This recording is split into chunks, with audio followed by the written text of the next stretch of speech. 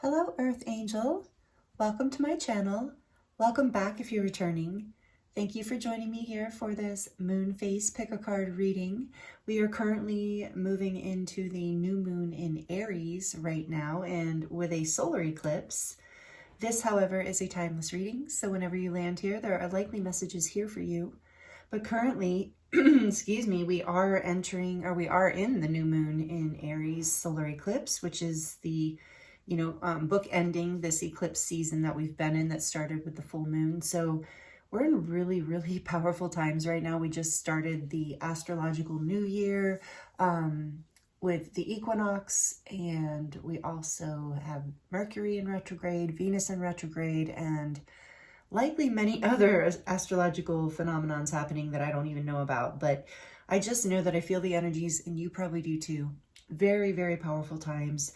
So, and an opportunity for growth, like huge opportunities for clearing our lives of things that no longer serve us. So in today's readings, we're going to be looking at what energy you are in this eclipse portal that we've been in. What is moving in your life right now? What energy is moving through that you're, working with, expanding with, all of that. Whatever messages want to come through for you around that. We're going to dive into the oracle as well as the tarot. And we're also going to be looking at, with the tarot specifically, endings and beginnings in your life through this portal, because that is hugely what is on the table, is karmic releasing, lessons learned, healing, clearing, timelines and stories of the past and the old paradigm. So we're going to just look at where you're at, what's ending, what's beginning. And again, it might be as simple as just even a mindset that is ending. So just whatever comes through, whatever spirit wants to share with you, I'm open to it. I'm here for it. And I'm excited to get into these messages for you today. I will insert an overhead view of these groups at the end of this introduction so that you can pause the video and get a better look at the cards and the crystals if you would like. Timestamps will be listed in the description box below so that you can jump right to your reading if you would like to do that. Make it easier for you.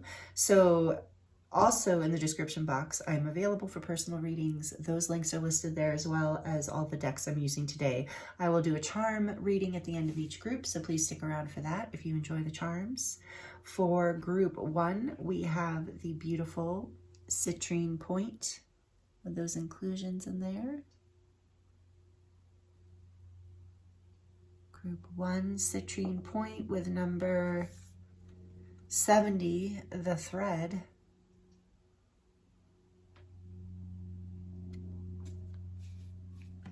For group 2, we have the white calcite orb. One of my favorites.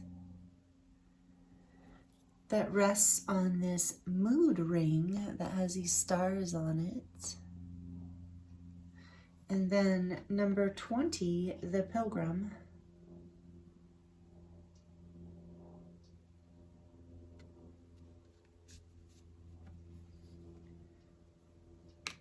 For group 3, we have the Unakite crescent moon, right in time with our new moon here in Aries.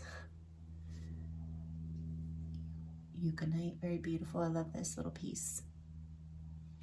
With number, 63, the venom.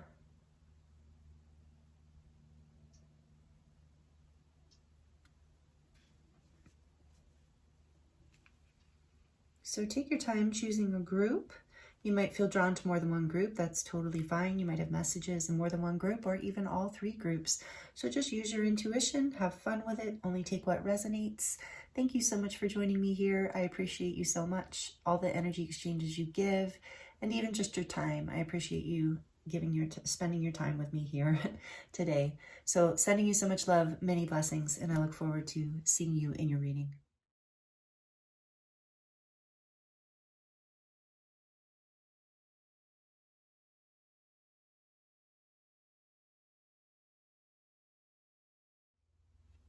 Hello, group 1. Welcome to your reading. This is your reading if you chose the citrine point with number, let's see, we're at 50, 70. Number 70, the thread. I think I finally learned how to do these Roman numerals. If you watch my other videos, I've struggled with that in the past, but I think I'm finally getting it. Anyway, number 70, so that, you know, gives me a 7 here right off the bat for you. So thank you for joining me, Group 1. I really appreciate you. I hope you're doing really well today. I'm looking forward to diving into this reading for you. I want to let you know before we get started that I am available for personal readings if you would like to dive deeper into your own situation. That link is in the description box below, as well as a 10% off discount code for you. And today's readings, in case you missed the introduction, we're going to look at what energy you're in. We're in a powerful eclipse portal. Equinox just passed. We're in all kinds of ascension energies as usual right now. But this eclipse portal is a very powerful time for change and expansion. So we are in the middle of a lot of endings and beginnings and shiftings. And so we're going to look at what energy you've been in this eclipse portal. We're kind of closing out this portal with this new moon in Aries. So really magnetic and magical time, I just heard, for manifestations. Wow, magnetic, magical time for manifestations. Okay, I like that for you, Group 1. And so we're going to look at that, and we're going to look at what is ending and what is beginning for you. And it might be even just as simple as a mindset. So just whatever wants to come through. We're going to get as many messages for you as we can, as usual. This is a general collective reading, so please do only take what resonates and leave the rest.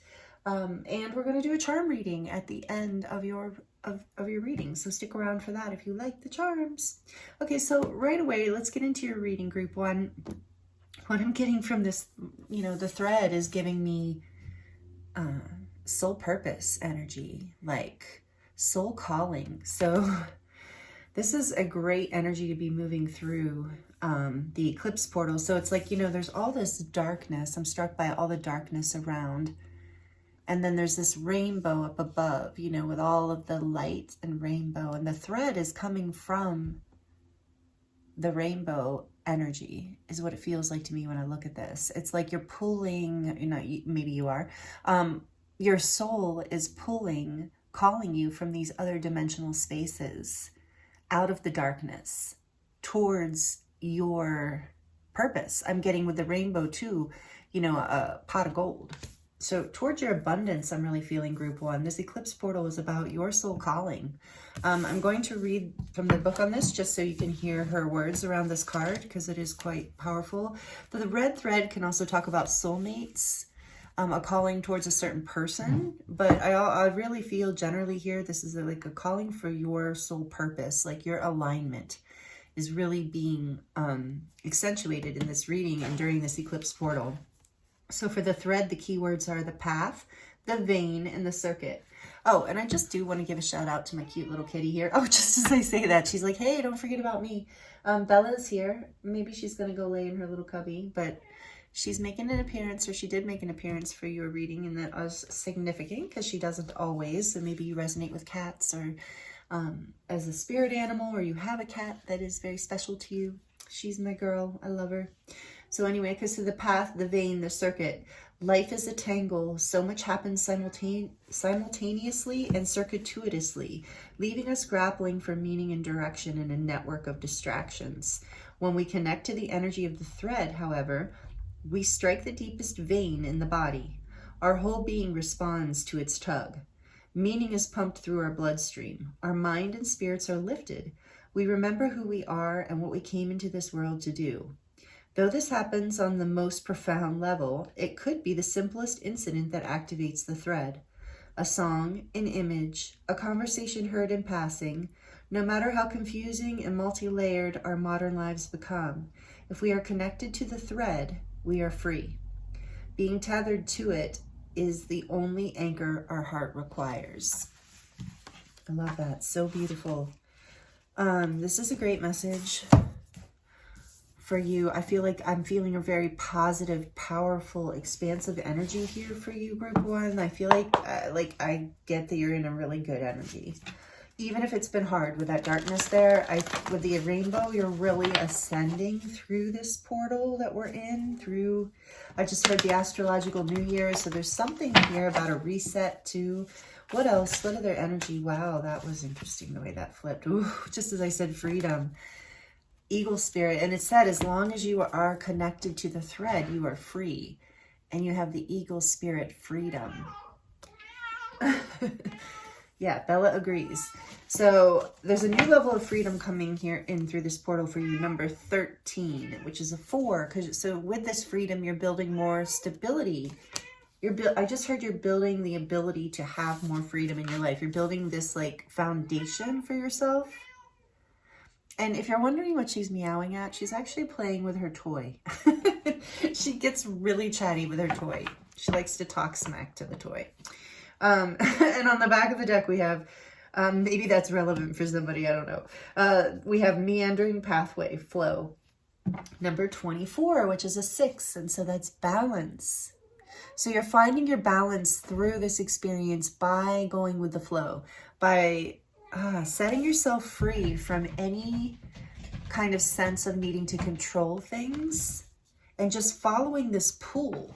Like, so I'm really feeling for this group. You're feeling a strong pull. Oh my goodness, she is going crazy. Oh, and I said about abundance, and I just like peeked on the back of the deck, and look at this, be spirit prosperity. So there's something about you following this pull, like you're getting the soul calling. If this is your reading, group 1, this is resonating with you already. I think you're like, yes, I'm feeling a pull. I'm feeling a call. So, this is going to set you free, and it's going to bring you abundance, whatever this soul calling is. And I know it can be scary. Trust me. I know. And like, I had many soul callings. Obviously we can have multi-dimensional soul callings. It's not like we have to have one purpose. You know, sometimes people are like, and I think that goes back to, and maybe this is relevant for you with the thread and the soulmates. Some people think you like are very convinced that there's only one person on the planet for you, the one. And, you know, maybe for some people that's true.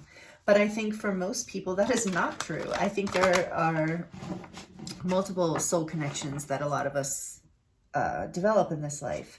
So, and are meant to even. So it's like trusting the flow, staying in balance between, I just heard freedom and flow, like a discipline and flow. Like this, staying in balance with the flow versus control is going to give you the freedom you're looking for. And I do sense for this group just intuitively that it's going to take some courage. So take that as it resonates. Oh, Bella. Okay. What is ending? Let's look at this. Where do I want to put this flow card? I'm really not satisfied with this energy. And I'm getting the Hermit here too. I just noticed the Hermit energy with that little wizardy dude in this light. So like you're really, you're starting to see this. Let's do it this way.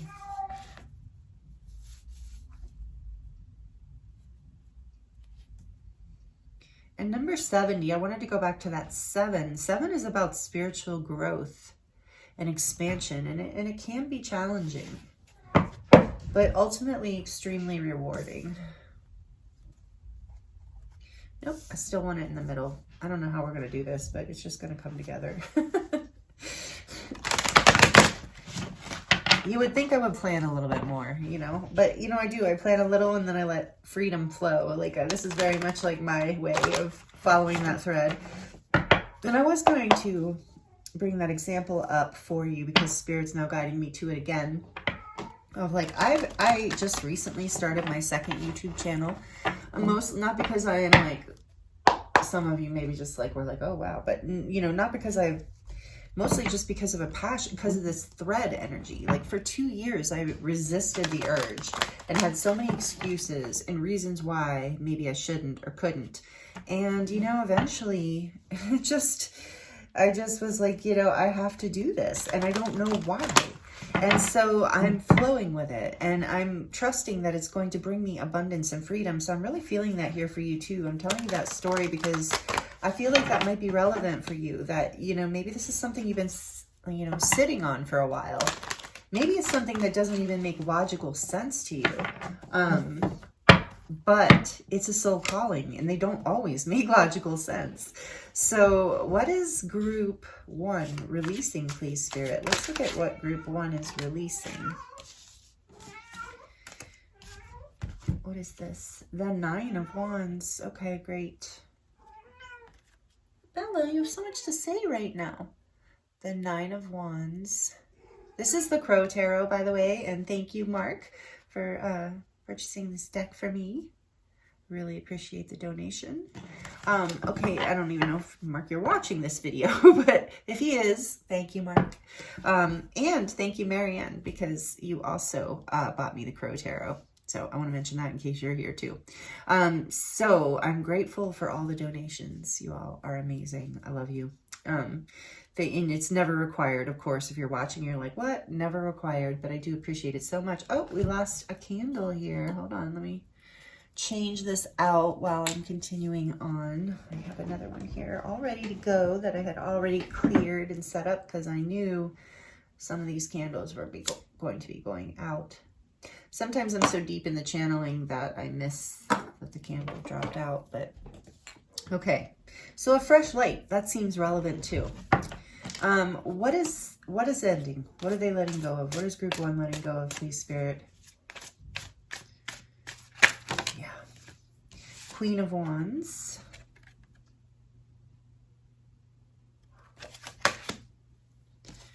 Are these relevant? They are? Okay. Queen of Swords. And what is this? The 9. You have 2 9s. 9 of Cups. Queen of Swords. 9 of Cups. Okay. What is on the back of the deck here? Let's look. I feel like I need to get this out of here. Whoa. So much stuff. Okay. The World. Okay, perfect. Thank you, Spirit. You're completing a cycle here for sure. I mean, I said what's ending. I talk about endings and new beginnings. The World is all about that. So this is our confirmation. Fixed signs: Leo, Taurus, Aquarius, and Scorpio. So, and we do have fire here and air here, water. No earth yet. So I feel like, yeah, what's ending, what's completing here? What is that? The 5 of Pentacles. Yeah, what's completing is not feeling ready to shine, not making a decision to actually go after your wishes and your desires is what I'm sensing. You have a Chariot behind that. So things are coming into balance. We had that number 6 that I felt earlier too, of like balance coming in. So you were releasing this. Yeah, I had gotten that before, you know, that energy of control and feeling like you have to fight. That was a beautiful message. I just heard, you don't have to fight. You just have to shine. But I feel like a lot of you have felt like you've had to fight to shine, or maybe you have been working on your self-worth with this 5 of Pentacles on the back of the deck. Maybe you felt like you haven't had enough, and so it's been a real challenge here. Like you've wanted to give up. It's taken a lot out of you. But ultimately, your wishes and your desires are calling you. You know that you have this light within you. You're balancing between these masculine and feminine energies within you here. I'm getting with these 2 lions and the raven, or the crow. You're balancing, and actually with it being 2 male lions, it's like I really think you're working on confidence. And it's maybe been a long, like there's something you're setting yourself free from here. And for some of you, it's just like an internal level of control, like being overly critical or overly logical or overly discerning about what's possible. And you're being guided to be more creative, to allow your creative freedom to flow, to follow those tugs and those nudges, and know that what is for you, you will not have to force.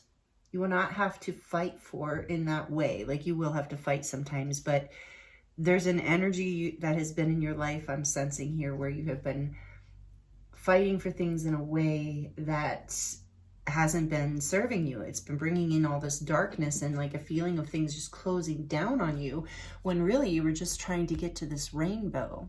So I do sense this has been very challenging for you, group 1, and I'm sending you so much love because I can feel this struggle here, but I also feel such a beautiful energy over here on this side with even with the Queen of Swords, of like finding your truth, finding your light, following that, making decisions that fulfill you, regardless of, that bring you happiness, regardless of like any kind of, you know, outside opinions or conditioning within your own mind that tells you you can't do it or it's not practical.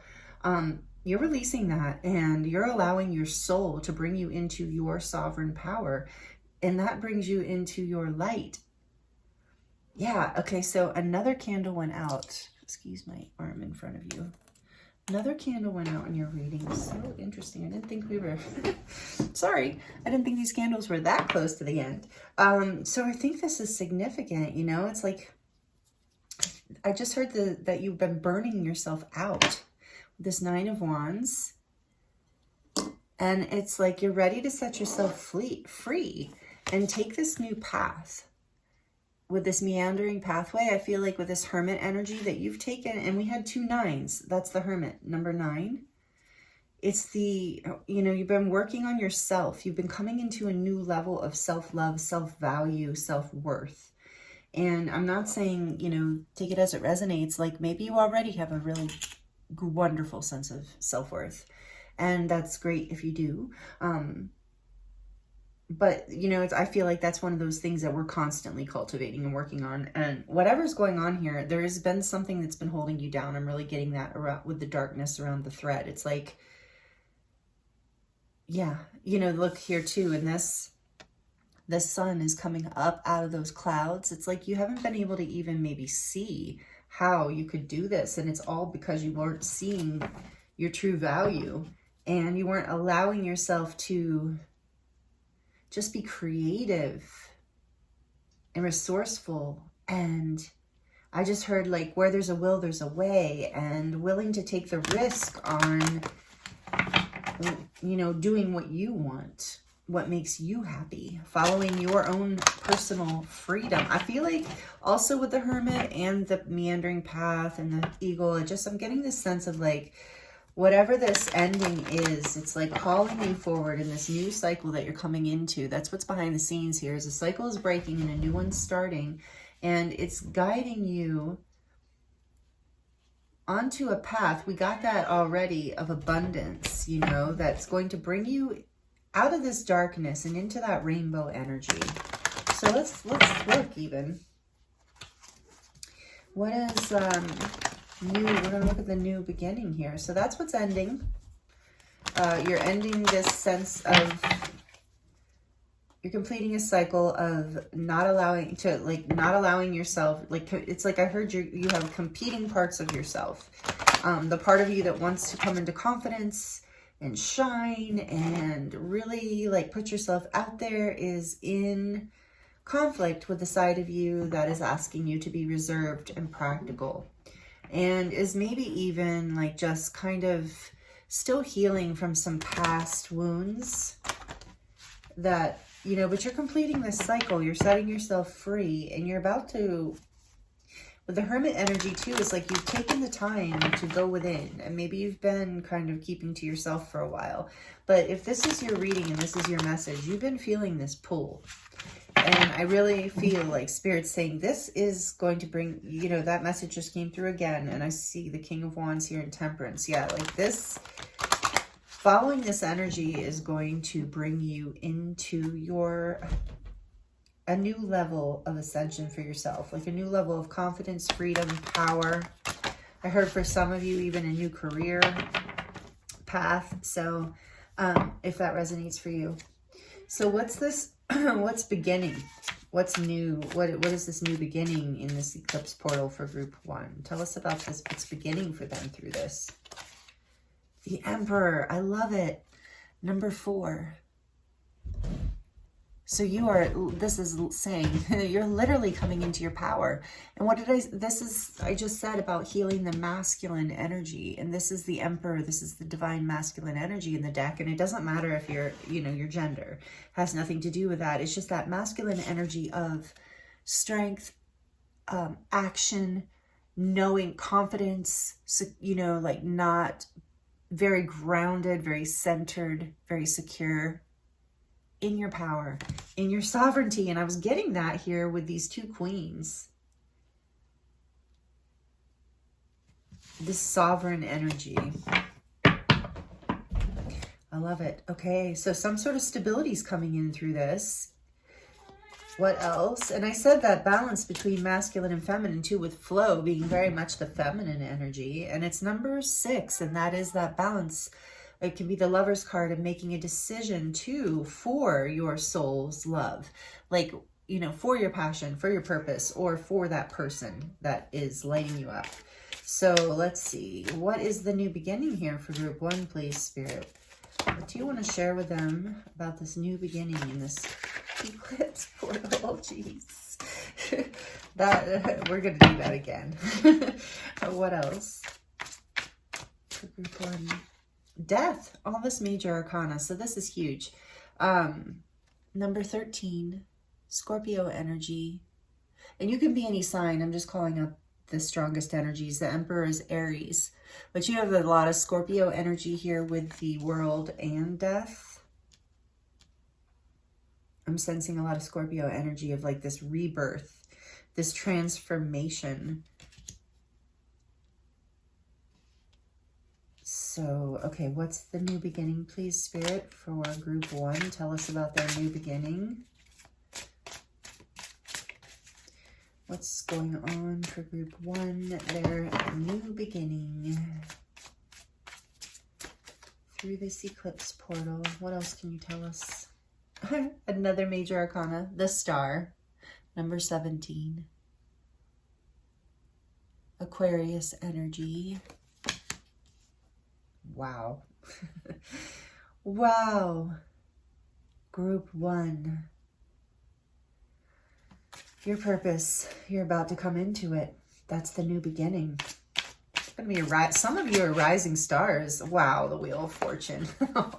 And this is your destiny. This is destined for you. Wow. Sorry, got all excited. What was that? The Ace of Cups and yeah, the 5, like this just kind of flew into my hand. The 5 of Wands.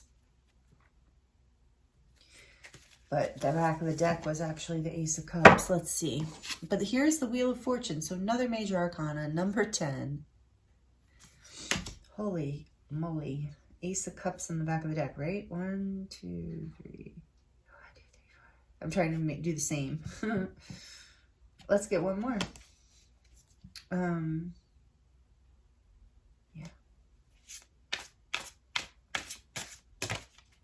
Yeah, it does want to come out. So we're going to put that Ace of Cups here. I love this card. Wow, powerful. Your new beginning is a new beginning in love. Whether it's self-love or love with your friends and family, your community, your tribe, your soul tribe, or it's an actual partnership, whatever it is a powerful, stable, transformational, healing, destined new beginning in love. Like, I'm not making this up. This is like an incredibly powerful, positive reading. And we have the 8 of Pentacles on the back of the deck. So you have been working for this. You've been putting in the work. You've been building up to this on some level. Yes, Spirit's saying, know that you might have to do the work. Like, put some work into this. Physical actions. Building, like taking the time to center yourself and do what needs to be done here. But you have like all these powerful energies on your side. So with the Wheel of Fortune, we have the fixed energies again.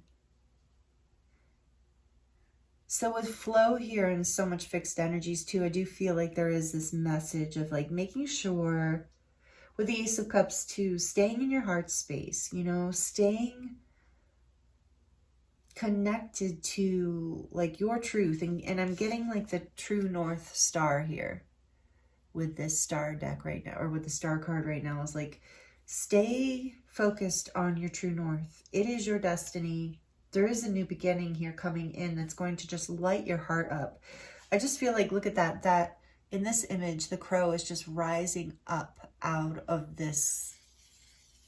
It's like the spirit has left, you know, it's the resurrection there, the rebirth. So I do feel like you are rising through this. Like you're coming up out of whatever you were fighting, whatever this energy that's been holding you down. With the Emperor, it's like you come back into your power and you transform. And you bring, and it's part of your destiny to do this. And it brings a wish and a healing in, and a whole new beginning in love. So your heart is really opening. Behind that, we have the Ace of Wands. Yeah, there's definitely a new beginning for here for you. And it might even come in a way that you're not expecting with the Wheel of Fortune. Oh, and I just got for some of you. Yeah, for some of you, for some time, part of this Nine of Wands, you were fighting through this karma. Like you felt like you would get on the wheel and then something would happen. And I just heard it had something to do with control. With the Emperor here too, it's like you're learning how to... Ooh, I just heard like what you can control and what you can't control. And you're releasing what you can't control. You're releasing that back to source, you know, and flowing and staying in a place of like, and that is setting you free and is allowing you to really focus on what you need to do in order to make this new beginning happen. It's like we finally got the Pentacles and the Earth energy here coming in. We finally have some Earth energy. I mean, we have a little bit with the fixed signs, but this is very much about like this huge, some of you like are going through a major life shift here. I think this thread has been calling you for a really long time. And you're about to, not just you, the universe and you are about to make the wheel turn here. And your wishes, that star is calling you. I think if this is, again, let me know in the comments, or if this is resonating for you, if you feel comfortable for that, because I feel like if this is your message, like you have been feeling this for a very long time. And it's like in some ways, maybe even been resisting it. But it's like there's so much momentum now. It's like you found your stability and balance within this somehow because you've done this healing. And it, again, it has set you free. What's the shadow energy here? What does group 1 need to know? Soul mirrors. Others reflect your own relationship with yourself. Open heart, healing, union. Ace of Cups, Ace of Wands. Some of you, this is about a new beginning and a connection, a relationship. Any kind of relationship. For some of you, it is romantic. I do feel that, especially with healing union. But ultimately, it is a healing union within your heart. Like you're healing something with it. I do feel like for a lot of you, it is healing the masculine aspect of who you are. With the star here too, major healing. So that you can, because the masculine part of us is the part of us that has confidence and takes action towards what we want, like this Emperor. So I feel like you've worked through some really difficult mirrors. And through this healing and transformation, this new beginning, you are opening your heart with this Ace of Cups here. You've done the work, or you're doing the work. And maybe some of you are doing shadow work. I really am feeling that here. And I was drawn to the Crow deck for you, which is so much this psychic energy.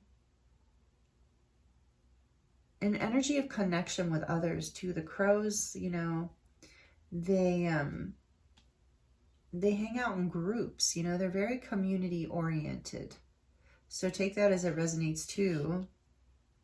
But regardless, this process that you've been in has been challenging you to see yourself clearly and to step into your confidence and to know that your wishes are like part of your destiny. They're part of your true north. They're not just a fleeting fancy, not when it's the thread. like, I feel like you're really seeing and feeling the dramatic difference between receiving a soul calling versus a desire from the ego. And this is bringing you into union with your soul light. It's transforming you and bringing you into alignment with your destiny. I knew these readings are going to be powerful today. On the back of the deck, it says, heal through art. Express your shadows in art and let healing unfold. Creative expression. With the Queen of Wands here, I was getting that too. That for some of you, for all of you, there is this, encouragement to heal through art. Take it as it resonates. Not everybody loves art. I don't know why. I don't know how you can not love art, but I don't know. Some people, I've heard people be like, I'm not that. I had one of my closest friends ever. He passed away in 2020. Bless him. Rest his soul. He was one of my best friends. Amazing spiritual man. He passed at 78 years old, and his name was Roland. Beautiful. He still works with me, and I still connect with him in the ethers. But anyway, he is such a great man. And he said to me one time, like, oh yeah, I don't really care about art. Art doesn't really interest me at all. And I think I couldn't speak for like a full 30 seconds because like art is the heart of my life. And maybe you feel the same way, like just so in love with creative expression. So I really couldn't, I really like he was an Aries. And again, we have the Aries energy here with the Emperor, and very, I just thought that was really interesting. So there are people like that. But I don't think you're one of them. So heal through art, and however that resonates for you. And I'm thinking like, even for some of you, that means, for some of you, that is the thread. You are offering that to the world or yourself in some way. And for others, it's just also, I just heard about a side message on binaural beats, spirit awakening. Yeah. Ooh, yeah, that one. Okay. You want to come out? Got you. It's like the energy was so strong. It just like jumped out of the deck. Okay. Spirit awakening. Sit with your shadows. It's the way to enlightenment. So you are being encouraged to really look at the, I think you already have. That's what the cycle's completed. Like you've already been looking at this. And if you're still working with it, art looks like art can help you. And I was receiving that message of binaural beats for somebody. I listen to binaural beats a lot. So healing through art, it could be healing through music, or not even binaural beats, just any kind of music. But I really feel like it is through your own creative expression with the Queen of Wands here. And yeah, it's like not allowing your logical mind to get in the way of this creative process. This is part of what you're healing and transforming. You're building stability. I think you're just really like rising out of I feel I'm getting such a phoenix rising energy here too with this death energy. And you have 2 4s, because number 13 is a 4 and the Emperor is a 4. So 44 is telling me, and then 8. So again, we have this energy of abundance and change and spiritual protection. And then right behind it is the 10 with the Wheel of Fortune. So endings and beginnings, you really are. And then the 2 aces here with the, you've put the work in.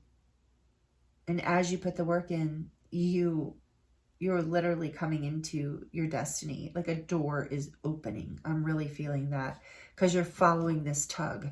You're listening. You're trusting in this new cycle, in this new beginning. So let's see. I didn't even look at that. I kind of looked at it, but then my eyes did not focus.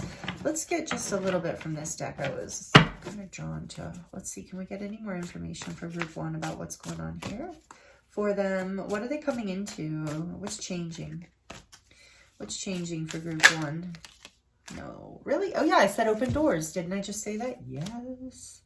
You have many options, so take your time to choose what's right. Exactly. But because you're getting called. But I just love that it's open door, because I was even seeing a red door in my mind. That's so interesting. Red thread, red door. And then we have duality dance. Yeah, seek balance. That's what we got. Balance, remember? Seek balance. What is it? Oh, seek balance amid the chaos and find harmony within yourself. So that is what you're being guided to do. And it's also what I think you are doing. And with this new beginning, I do feel like that, yeah, find balance. There is this duality at play here. We got that with the two masculine energies. And so with flow here too, take it as it resonates. For some of you, you need to, you're being guided to balance your feminine energy. Maybe you have plenty of drive and confidence, but you haven't been successful with working with it because it's just been, you haven't been balancing that flow. It's been too much of like trying to make things happen or push things forward when they're really not, when the divine timing isn't there. So Spirit with freedom here, Spirit saying, set yourself free from all of that. Like, work with this balance between, doing and being, putting the work in here with the Eight of Pentacles, but also trusting this wheel turns, that this is part of your destiny, that this door is opening, and that all you have to do is really walk through it, to take the action steps, to be guided. So if it is so there's a balance here happening between your masculine and your feminine energy with duality dance. It's like, oh, when do I take action? When do I lean back and let life take the action? And so I really feel with the Emperor here and all of these major arcana, like Spirit's just saying, like, trust yourself, have confidence in yourself, be stable, like grounded, and take action in the direction that of your dreams, of your true north. And then the wheel will turn and assist you to create this new beginning. So you just have to put some steps forward and then flow. So it is that balance. Remember, I was talking about that in the beginning, that balance between taking that step and then like structure and flow. Because I was talking about how in the readings, I create a little bit of structure for the readings, but then I let the rest flow. So that is what you're being encouraged to do, and to follow this pull. That is the strongest message here for you, Group 1, is that pull is happening. And you know this. I mean, it's not a mystery to you. Again, like I said, like this video if you're liking it, please. I appreciate you so much. And that really helps me and the channel grow. Helps me know that just, that you are resonating, and I appreciate that. And it also is good for the algorithm and gets this video out to other people who might need to hear these messages. So thank you for that energy exchange and any other energy exchange that you give. I really, really appreciate you. All right, Group 1, these are powerful messages. You're in a really incredible time right now. I'm excited for you. So we're going to dive into the charms and see what final messages Spirit has for you to close out your reading here for this new moon in Aries solar eclipse. By the way, if you're sensitive to noise and you have headphones on, you might want to turn it down for just a few seconds. Here we go. For Group 1, what messages to close out the reading for Group 1? Okay. Thank you, Spirit. Oh, right away I'm drawn to this little tree. Does it say something? Something about growth. I just feel like you are that abundance. The tree just instantly made me think of being grounded and growth. I cannot see that right now because of the glare. Maybe you can see what it says. If you screenshot it, probably not because it's so tiny. But that's to me, that 10 of Pentacles energy, this abundance. Like, this is, whatever this is, this door is opening. And Spirit's like, yeah, flow with it. Walk through and do it. It is your freedom. Love. We have love here coming through in this circle. So, we saw the Ace of Cups. There is some sort of healing of the heart. Some sort of, love and healing coming in. Things coming full circle in love. Ooh. Now we have this little potion here. I love this little bottle, I guess, of perfume or something. But yeah, I feel like this is about the elixir of life in your reading. I feel like your essence, the thread. It's like knowing that you can attract, let's say that this little bottle held your creative expression and your soul essence. And then let's say that you dabbed a little behind your ears, whether you're male or female, doesn't matter. Or, on your wrist points, like on your wrists or something, your pulse points, but you put your essence on you, and all of a sudden, like, you don't have to do anything but, you know, walk down the pathway. Oops, walk down the pathway here, you know, just flow, and your essence will just like radiate all around you and attract in exactly the opportunities you're looking for. And again, we have the wheel. I feel like this is such a strong message. You are drawing this destiny towards you right now. The wheel is turning in your favor because you've done the healing and you're taking the action steps. With this 9 of Wands, it's like this wounded healer, the path of the wounded healer. You've done the work. You know, I feel like a lot of you have mastered these queen energies here of fire and air, you know, of like, and that's not an easy combo to master, because again, we have like, even though they're two queens, fire and air are masculine element energies. So again, I'm getting that message of this balance between the masculine and the feminine. And depending on, I'm sensing too, there's a mixed group here. So you know where it is that you need to do the work. Because it's different for all of you, like which one is stronger in you. And we did get messages for both out, but ultimately you're being guided to balance whatever it is out so you can follow this thread, because a door is opening. The wheel is turning in your life. Fearless. That's that Queen of Wands energy too. You're being guided to be fearless, and the Emperor too. Fearless and take action on your own behalf. Again, we have this mirroring energy that came out. We saw that somewhere else. I don't remember where. Of like, you know, there are, is that what it does say? Oh, no, it doesn't say mirror. How weird. I saw mirror. Okay, so it is about like some lessons are being mirrored to you, I heard right now, through the end of, as we move through the end of this eclipse portal. You just know there's still some mirroring with this Queen of Wands. The two like lines there, like almost like a mirror. So it is like your ego might be mirroring some things to you right now, and you're being guided to lean into your heart space. And but what this charm actually says is warrior. And I said the wounded warrior, that you have been doing the work. And it is about to pay off for you big time. And this says believe. Yeah, believe that. We've seen a lot of abundance from the beginning of your reading. And abundance does not just mean, you know, physical wealth, or like financial wealth. It means abundance in all areas of your life. So believe that all this is happening for you, that it is the truth, and that you're ready to shine with this. I'm always intrigued by the black star, because to me, that's all about like through your shadow work, you have found your light. And this little potion is black too. So it's like you're learning to integrate healing through art, duality dance.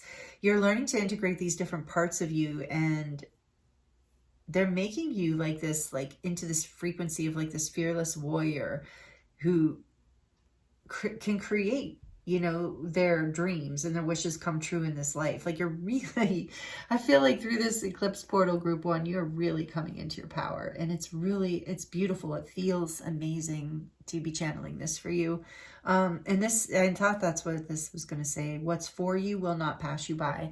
And this is what you're starting to trust in and act with. You're acting with that energy. You're moving with that energy of like, you know, the Emperor of like, you know, I know that I can create what I want, and trusting the feminine energy of trusting and surrendering of like, I know that what is for me will not pass me by. But I do want to emphasize again, in this reading, I am feeling strongly for you. There is that guidance to do both, to flow, but also to put in the action. So wherever you're feeling like you're off balance, bringing that part of you into balance. And then we have this, palm tree here, which I always feel like is about flexibility and strength. You know, it's like the palm tree is like the storms come, and there can be like the hurricanes with, you know, 80, 90, 100-mile-an-hour winds. And a lot of the times the palm trees do not break. They bend, but they don't break. And so that is like, I feel like Spirit's saying, this is the energy you're in. This is how you've been about this thread energy. You have bent, you've been through the storms. It's blown you all over. And maybe at times you thought it was going to break you. And it hasn't. In fact, it's made you stronger, and it's made you into this emperor energy that knows how to transform, end what needs to be ended, and birth what needs to be birthing, your dreams and your destiny and your new beginnings. You're so much in alignment now through this portal with your soul's calling. And here with the knife, I am feeling this strong, like I said. Oh, I don't know if I ever said that, with 44 is divine protection, angelic protection. So you are being protected by your guides and angels, which I'm also getting through this wing. So taking this leap of faith, knowing that you have wings, that you are being guided by your angels. Look, freedom, wings. Knowing that you can do this, that you have been prepared, that you've done the work, and you won't miss what's meant for you. So you're trusting this whole thing. And look, with the scissors too, I do sense a strong energy of cutting away what no longer serves you. So that, and you did that work, you've been doing this healing work, and you're protected. And with this Queen of Swords too, is like, you know how to set good boundaries now. I think that's maybe something that you have learned in the past. What in the heck? I might have to get rid of this charm. Oh, okay. Made with love. I can read it. Made with love. So yeah, you group 1 have been made with love. You are love. And I'm also hearing, as a creative person, everything you make it with love. Everything you do, your entire life, I'm hearing your life is a creative art. You are the work of art. And as you walk with that energy, I'm feeling that strongly in this group, as you walk with that energy of like, I am art and my life is this art. I am this creative living being who builds the stability in my life that I want. Like, there's just such an energy of strength, that warrior energy, power here. But it's coming from love. It's coming from the deep spiritual work that you have done, and likely pains from the past that I'm not seeing in this reading, but I'm sensing from the 9 of Wands. So I am sending you so much love for, and blessings and healing for those pains of the past, because I kind of sense here, even with the meandering path, that hermit energy of like, it hasn't been easy, and it's not easy. You don't just rise into this Emperor, Death, Star, Wheel of Fortune, Ace of Cups energy without doing some powerful inner work. And it can be challenging and scary to follow our soul's calling. And you're doing it, group 1. And because you're doing it, you're receiving so much divine support for this. So know that this is happening. If you're still kind of in the energy that's like up here of the ending, that this cycle is completing for you through this eclipse portal that we're experiencing. And this new moon in Aries is a powerful new moon in Aries, and you have this Emperor Aries energy as your first card. So this is a very, very powerful new beginning for you that's going to bring you a lot of creative freedom, passion, power, abundance. A door is opening, and you just have to walk through. I just heard for some of you, the wheel has finally turned, because for some of you with the 9 of Wands too, this has been a long journey. It's been a lot of work with all this major arcana too, but know that the time has come, group 1, and this is your message today. I'm really excited for you. Let me know how it resonates in the comments section if you would like to share. I love connecting with you in that way. And yeah, I thank you so much for being here and allowing me to read for you. I hope these messages were healing and helpful for you in some way. And yeah, if you're not already subscribed and this resonated, I hope you'll consider subscribing and joining this community. If you're already subscribed, thank you so much. I appreciate you. I'm sending you all so much love, many blessings, and I look forward to seeing you in the next reading.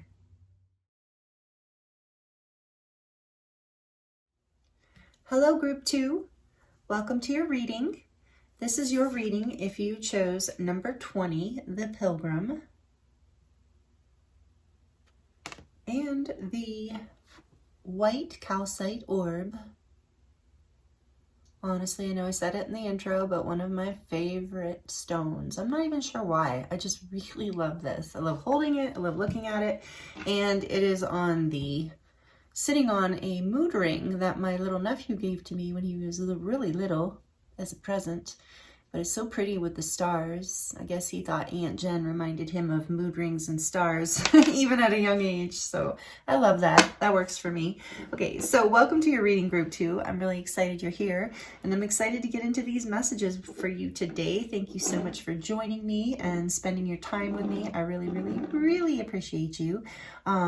Yeah, and I want to let you know too, I am available for personal readings if you are interested in diving into your personal situation a little more specifically. That link is in the description box below, along with a 10% off discount code. So in today's reading, we're going to look at, if you missed the intro, we are in an eclipse portal right now, a very powerful time of transformation and change, opportunities for manifestation, for releasing things that have been challenging, all kinds of stuff. So we're going to dive in and look at the energy you're into right now, that you're in right now, what's moving through your life through this eclipse portal, which started like about a month ago. And we're also in the equinox, astrological new year, Mercury retrograde, Venus retrograde, all kinds of stuff happening. So we're going to look at what energy is moving for you right now. And then we're going to look in the tarot. We're going to look at the cat tarot for you today. I was drawn to the cat tarot for your group. And we're going to look at what is ending for you and what is beginning. So that is the game plan. And we are going to dive into some charms at the end of the reading for you to close out your reading. So stick around for that if you like the charms. And this is a very interesting card. So group 2, getting into your reading, this card is telling me that an adventure is at hand. You are either about to embark on some sort of adventure, maybe even travel. Take it as it resonates, or it could just be like, you know, it could be literal physical travel or inner travel, like, you know, you're discovering new worlds within you, perhaps, or within your reality. So either way, this is an energy that pulls us out of the day-to-day, you know, kind of humdrum, everyday life kind of energy into something exciting and outside of the norm. So there is some, we're going to get all kinds of information for you, but right off the bat, we're getting that you're just stepping into a new adventure, I feel. And I do want to read from the book. And number 20, I'm getting like in partnership with the divine, you know, that you're being guided by your intuition, with number 20 reminding me of the high priestess at 2. You know, it's your inner, and you know, that makes sense with an eclipse portal. There was a strong message in group 1 around an inner calling. And I sense this is a calling as well from your intuition, that this adventure either has been calling you or did call you or is calling you. So the pilgrim, the keywords are the wanderer, the traveler, and the apprentice. So some of you, yeah, that new adventure is beginning something new, like learning a new trade, going back to school, learning something really beautiful.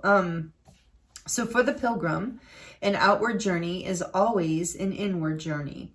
This archetypal wanderer seeks wisdom, experience, and meaning in the farthest reaches of the globe and the deepest regions of the spirit.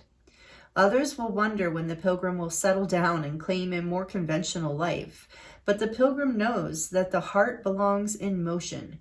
Where there is motion, there is freedom, expansion, and growth. Responsibilities, social conventions, and logistics lull us to sleep, and soon the pilgrim becomes veiled in the slumber of the day-to-day. Yet, when this archetype awakens, it rallies our sense of adventure and leads us out the door toward a new reality. With the pilgrim at your side, you will never lack courage, nor do you need every amenity. Travel light, travel soon. Your spirit needs it. So for some of you, I just got chills. For some of you, that means literally. If you've been on the fence about should I take a trip, I'd say this is a big yes. Take it as it resonates, of course. But yeah, I feel like, and if it's not about an actual trip, it's about this journey within, or some sort of journey into a new, like I said, if you're learning something new, that can be also a new adventure. So let's get some more energy out here before we look at the tarot at the new endings and beginnings details. Let's look at the sacred forest. What else? What other energy? Yeah, that was quick. Transformation, butterfly spirit. Number 3. No, number 8. Beautiful. I love this card. Okay. So there's a transformation, and the butterfly reminds me of, like, you know, that adventurous spirit too. And you know, I just got another message of, like, the butterfly goes on an adventure as well. The caterpillar goes on an adventure as it becomes the butterfly. What I'm getting, I just got this huge download, group 2, of, like, you know, the caterpillar is like maybe representing that day-to-day slumber. Like, I'm just a caterpillar in a world full of other caterpillars doing what caterpillars do. And then you go through, like, one day you're in like a dark night of the soul, or you have some sort of spiritual awakening, or you have some sort of a tower moment in your life, like a breakdown of your reality. Something happens, like, which would symbolize that caterpillar going into the cocoon and having to do that inner work, right? The deeper, harder work. And then all of a sudden bursting out into the world as a butterfly. And now, like, the world is like a new adventurous place, because suddenly you're not a caterpillar. You're not running, you know, crawling along the ground with the other caterpillars. You can fly. You can get all these new and different perspectives that you could never have before. Plus you have a freedom that you could never have before. And I feel like everything I'm saying is really relevant to you, group 2, if this is all resonating with you, if this is your group, because this is part of the new adventure. I'm feeling for a lot of you, you know, you're seeing the apex of it through this eclipse portal of, like, you transformed, and you weren't even necessarily trying or expecting it. And on the back of the deck, we have air spirit, knowledge, number 1. So number 1 and number 3, or number 8, I keep getting number 3, so maybe that's relevant, but number 1 and number 8. Yeah, so for some of you, this adventure is like a solo quest. Like, you're taking some sort of new journey, risk, adventure, allowing the light within your heart, within your soul, within your mind, some sort of inner knowledge, I feel like, to lead you forward on this adventure, which is going to create a lot of transformation. And with the number 8 here, I do feel like it's taking a lot of strength for you to do this, but I also feel like, oh, and they did 8 for the 8th house, like transformation. Yeah, this is very transformative. But with the 8 too, I feel like there's something about abundance, and even that she's following these golden orbs, and it's bringing you like a new level of understanding in your life with air spirit. Okay. A new level, there's a clarity here coming in with the transformation is what I just heard. So let's get into your tarot and see. And maybe some of you resonate with cats, because I was really drawn to the cat deck for you. And I tried to kind of fight it a little. I was like, well, I just did this deck the other day for another reading. Let me get in, but no.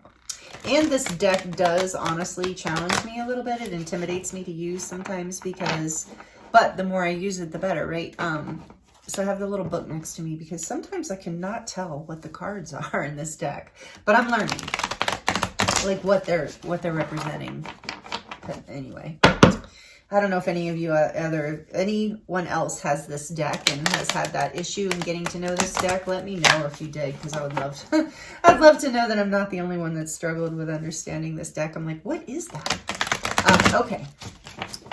They're cute little kitties. They're great pictures though too. So let's see for group 2, please, Spirit. What is ending for this pilgrim? Oh, and I wanted to tell you too, and I do live in the Southwest, so, you know, might be influenced by this, but it was so funny. Like, I've seen this card before, and, you know, when I was shuffling for you, like, you know, to pull the cards out, you know, when I was shuffling the beginning cards for this reading, you know, for the introduction, this card flew out and I heard, howdy, pilgrim. So I don't know, take that as it resonates. That might be relevant for someone. And I was like, what? Where's that coming from? And like, I just heard it again. That's why I mentioned it. Howdy, pilgrim. Howdy, pilgrim. And I heard that, like, maybe some of you, like, really like old Westerns, you know? So maybe that's just a confirmation for you. I just had to bring that out because it's like so, I had forgotten about it. Okay, endings, please, Spirit. Endings. What's ending in this eclipse portal for the beautiful group 2? I love when the cards flip out like that. Okay, yeah. So this was one of the things when I first got this deck, I was like, what the heck? Because these little claws, you know, they're claws, kitty claws. Those are swords when their claws are out. Because I was like, what the heck? Okay. So this is the...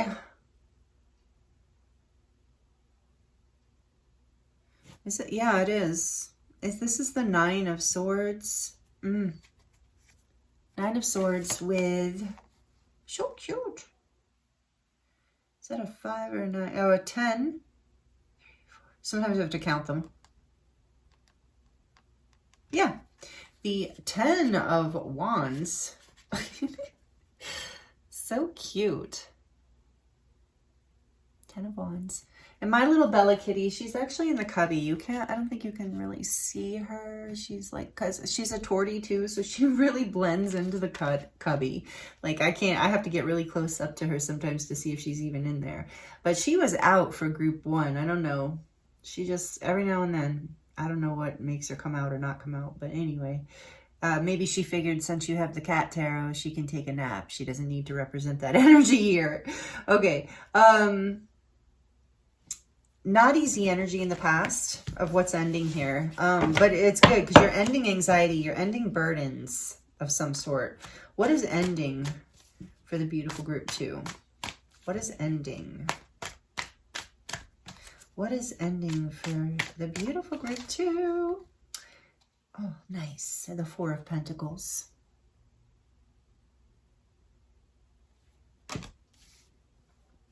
One more, please, for what's ending for group 2. Spirit, thank you. What is ending for this lovely being here? This viewer, this earth angel, this beautiful soul. I know I'll stop. I just feel like there's so much energy coming through that wants to like gas you up. I feel like this energy of like, just like you.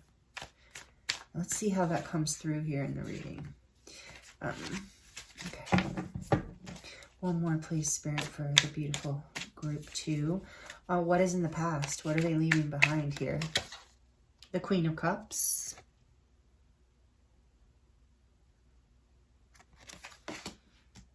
Okay.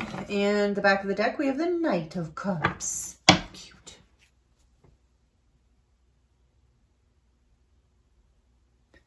Okay. A little owl. Oh, that's so cute. The little owl hanging in the background. How many of you, let me know in the comments. How many of you had that owl in your house when you were, or your grandma's house or somewhere, depending on your age? This was such a like 60s, 70s kind of thing. Remember everybody had the macrame owl or the crocheted owl hanging. So like maybe that's something for you of the past. Childhood or something. Oh, and there's 2 little owls in the corner that I never noticed that. There's so...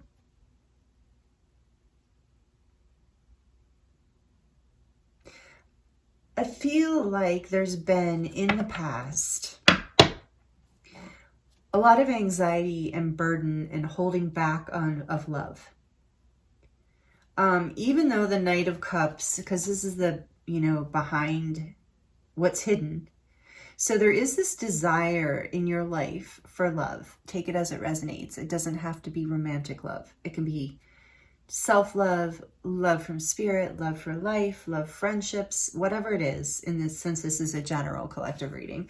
But there's this like, the Queen of Cups is an energy of compassion and like deep love, like a very compassionate, heart-centered. When that Queen of Cups is healthy, she knows exactly, doesn't matter, I'm just saying that because it's a queen, but you could be a male or a female. When she's healthy, she knows exactly her boundaries around how much love to give and how much to, you know, reserve for herself, in the sense of like not over giving and creating imbalance in relationships where they are not receiving you know, an equal give and take, reciprocity in relationships. Like these are our people pleasers. Like when the Queen of Cups is out of balance, it is like people pleasing and giving too much of yourself away. Like giving is in a way to receive approval. And take it as it resonates, not in some sort of conscious way. Like these a lot of times are shadow wounds that will come up of like over giving in order, believing that you have to work for love, or, you know, you need to do something to deserve love. But what I feel like with the Knight of Cups and these owls is like there's a behind the scenes, deep within you, what's creating this ending is you're allowing your wisdom to come on board with air spirit too. You're putting more energy into wisdom and intuition to balance your heart space. Because what I'm seeing here that's ending is anxiety, burdens, fear, scarcity, feeling like you have to hold back, that it's not safe to love, that it's not safe to express your love. I'm even drawn to, in this particular deck, how I keep getting the message. I just realized, okay, this is such a great message. Thank you, Spirit. I just realized that cup that the cat is drinking out of, also an owl. See how it has a little owl face on it? Never noticed that before. So what I feel like, and what I'm drawn to in this particular artist depiction is different, you know, than the traditional Knight of Cups. And what I'm getting intuitively here is this head, like his head is in the cup, or this cat's head is in the cup. So it can't see. It's like getting lost in emotion, getting lost in romance, getting lost in the fantasy or the idea, and that creating a burden and an anxiety and a fear. Like it's like a fear, there became this fear of expressing love because there was like a fear of maybe not feeling like you're using your wisdom to balance whatever this is. So we're talking about an adventure here, the Pilgrim, transformation. And this is a lot of holding back energy right next to an energy that gives. So I think in some ways what you're ending the new adventure is the event. This is so beautiful. An adventure of the heart with a Knight of Cups on the back of the deck that's being led by your intuition. And the intuition is also connected to the heart. And with the butterfly here, I do feel like we have more air energy. We have air spirit there and air here. So it's like, and we have all the suits out. So you have all the energies available to you. This anxiety and this holding back of love has been a burden. What's behind that? 1, 2, 3, 4, 5, 6. It's hard to see these. Like I said, I apologize. Yeah, I think it's a 6.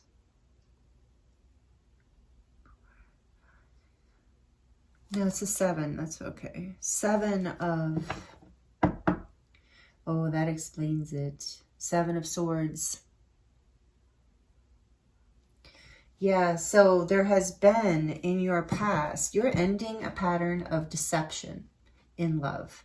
You've had this anxiety, holding back, burdensome energy around it because there has been some sort of deceit. Yeah, and fears and unseen things and a lack of loyalty in the past because the moon is behind that. That's Pisces and Cancerian energy. But like, I feel like there hasn't been, there hasn't been that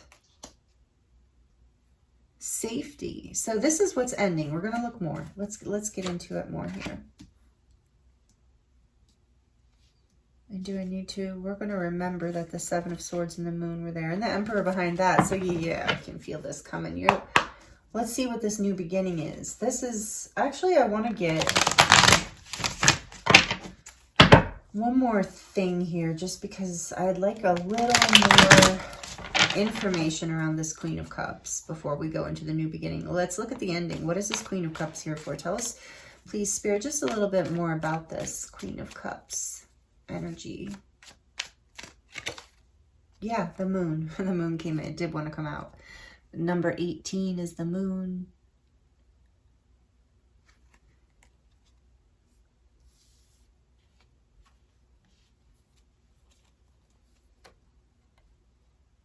I feel like what is ending is this fear, not being able to see clearly, feeling like you have to hold back. Gosh, so much of that group too.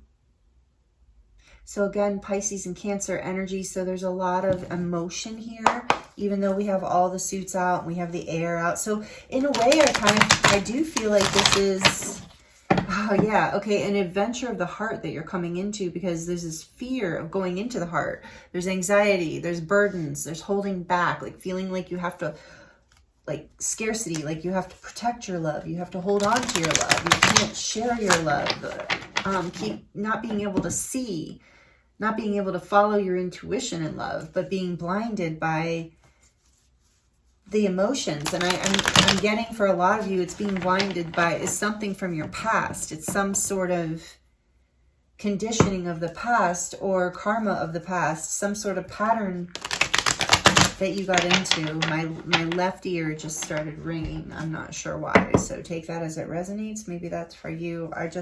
Wow. Okay. This has been probably a difficult period for you, this eclipse season. So what else? What is new? What is this transformation? What is this new beginning happening? The Pilgrim for group 2, Spirit, please and thank you. Tell us about this new beginning.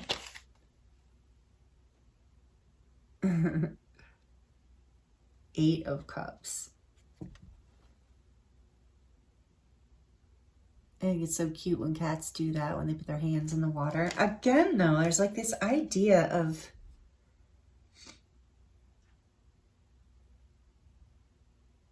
following your emotions. Because look, the little kitty's putting his hand in the water.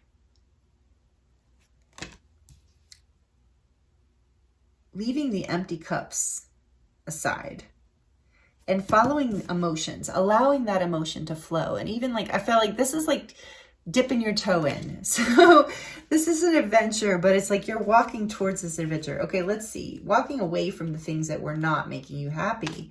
Tell us about this new beginning for group 2. Jeez. Judgment coming out with some intensity. All right, so we've got number 20, Judgment.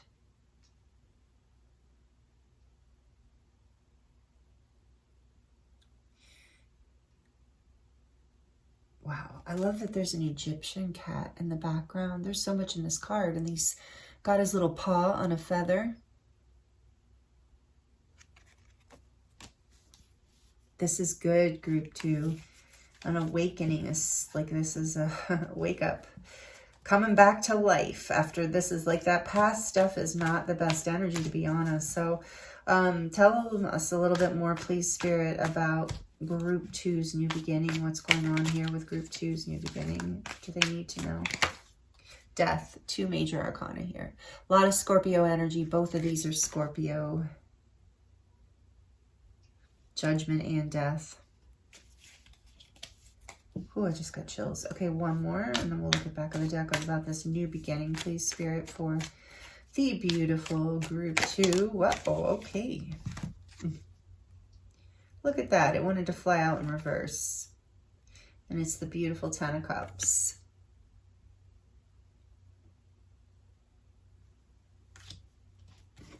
And that cat looks a little worried about that.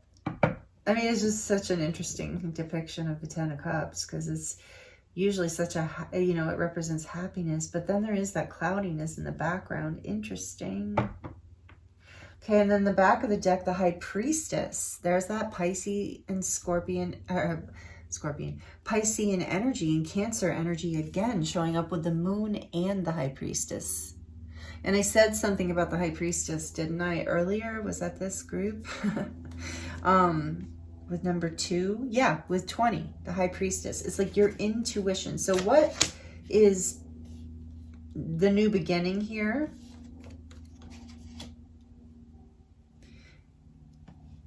You are transforming big time. Your adventure, group 2, is that you are like being resurrected here. You are waking up out of this old energy that we talked about here at the top.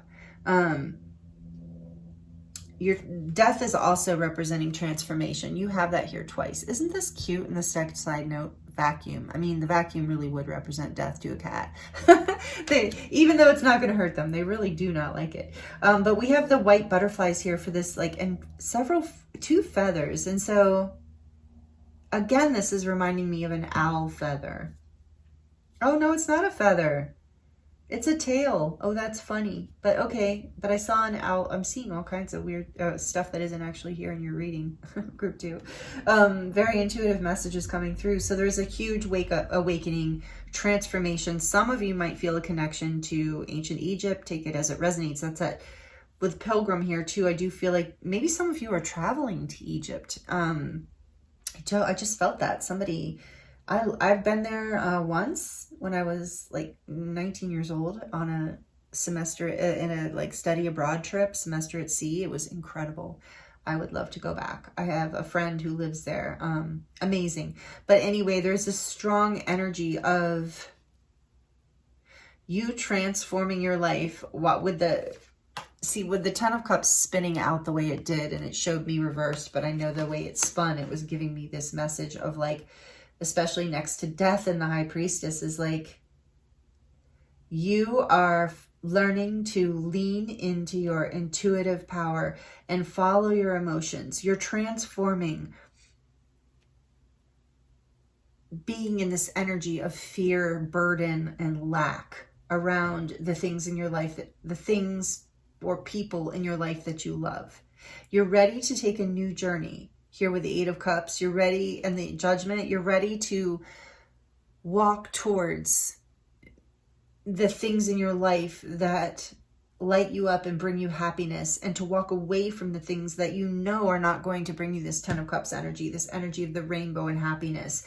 And with the High Priestess here on the back of the deck, this might have seemed hidden from you for a while as you maybe were in a slumber in that day-to-day energy. But through this eclipse portal, group 2, I really feel like you are waking up. You are waking up to your intuition in a really big way, and you're seeing through the illusions, and you're seeing through your heart space. Like with this, I was drawn right away to like the kitty's paw being on the white feather, and Judgment is often about our, you know, angelic awakening, like an angel sounding a trumpet. And suddenly we're just like, whoa, we wake up and go, wait a minute. What am I doing? I'm not happy.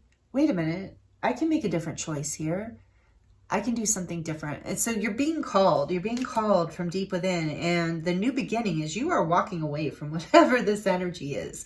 I don't mean to laugh. It just feels so good inside of my body when I said that. Like, it's like this transformation is just going to bring you into so much happiness. It's about you waking up to what makes you happy and feeling like, I feel like with the Queen of Cups here too, like feeling like that you deserve to go after that. Like maybe you need to hear that. Like you absolutely deserve whatever, like the ultimate happiness in your life. And that's maybe the adventure here.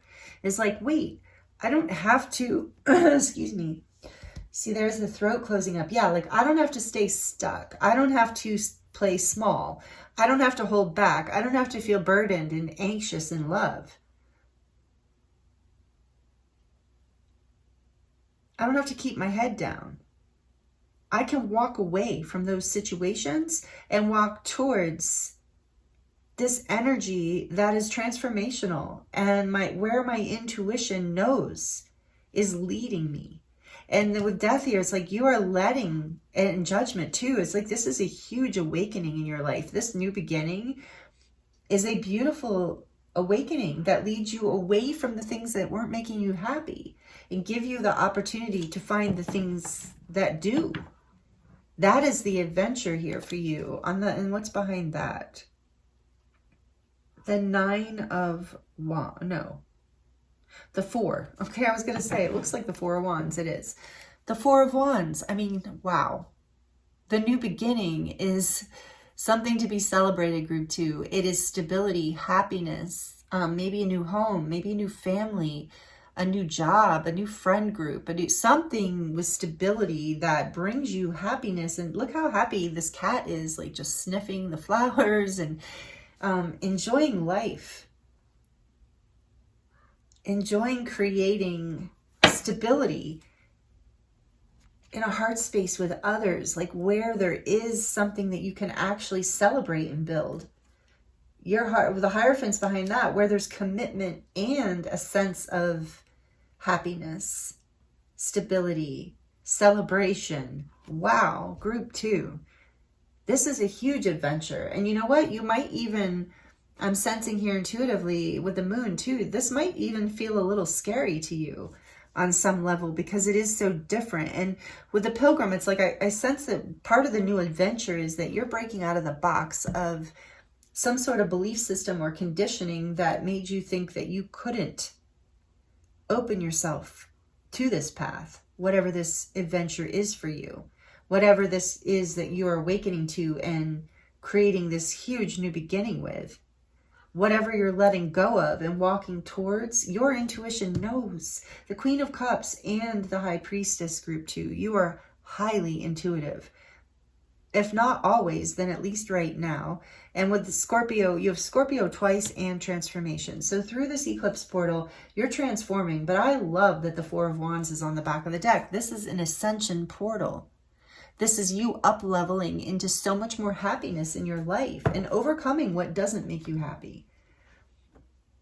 What a beautiful experience you're having. In the Hierophant, they just wanted to show me the Hierophant again. Oh, okay, show group 2. Okay, we did not show you this card. What's that? Oh, the 10 of Pentacles. Yeah, I mean, there's so much abundance and commitment, happy family. Maybe some of you, this leads to whatever you changing this new adventure. For some of you, it's a new adventure in love, and it will lead to marriage, family, whatever, if that's what you're looking for. For others, it's just like this energy of like a new level of stability, happiness, and commitment in your life, something that brings you so much abundance and happiness. You know, when I got that adventure card, when I got the energy of adventure in the beginning of your reading, I was really feeling like an energy of, you know, and for some of you, it might be travel. And as you walk away, you find what you're looking for that brings you this happiness, stability, commitment, home, feeling of home in your life. Like some of you are going to travel. And you'll know if that's you because you're already getting a calling towards it. You already know this. Whatever I'm sharing with you in this reading group too, you are highly intuitive, even with Scorpio here. And there's something, I keep getting drawn to the Egyptian cat. There's something about the Egyptian energies. Maybe some of you are a star seed and you resonate with Atlantis or Sirius, or you just are very spiritually oriented and you feel like you have past lives in Egypt. So take that as it resonates. But there is something from, I even feel past lives clearing here with Judgment and Death, like and High Priestess with the 4 of Wands, like you're clearing out the part of you that wasn't willing to take risks, you know, that wasn't willing to be adventurous with your heart, that wasn't willing to trust your intuition, you know, that was willing to stay blind in love and not take the risks that your heart and soul were really calling you to take. And as you do that, you transform.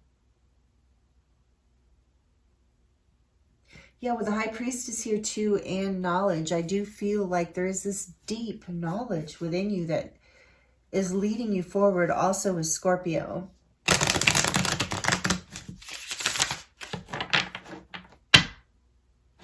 This is a beautiful group too. Okay, let's see. What else do they need to know? What shadows are they clearing here through this eclipse portal? What shadow energies are clearing for group 2? We have feathered omens, and I was calling out those feathers. Oh my goodness. Even the sweetest bird harbors fierce intentions. Wow. Self-deceit, illusion, and secrets with the High Priestess here. Okay. You're seeing through these illusions, group 2. And then relentless craving. Addiction is a prison disguised as freedom. Consumed, eroding in habits.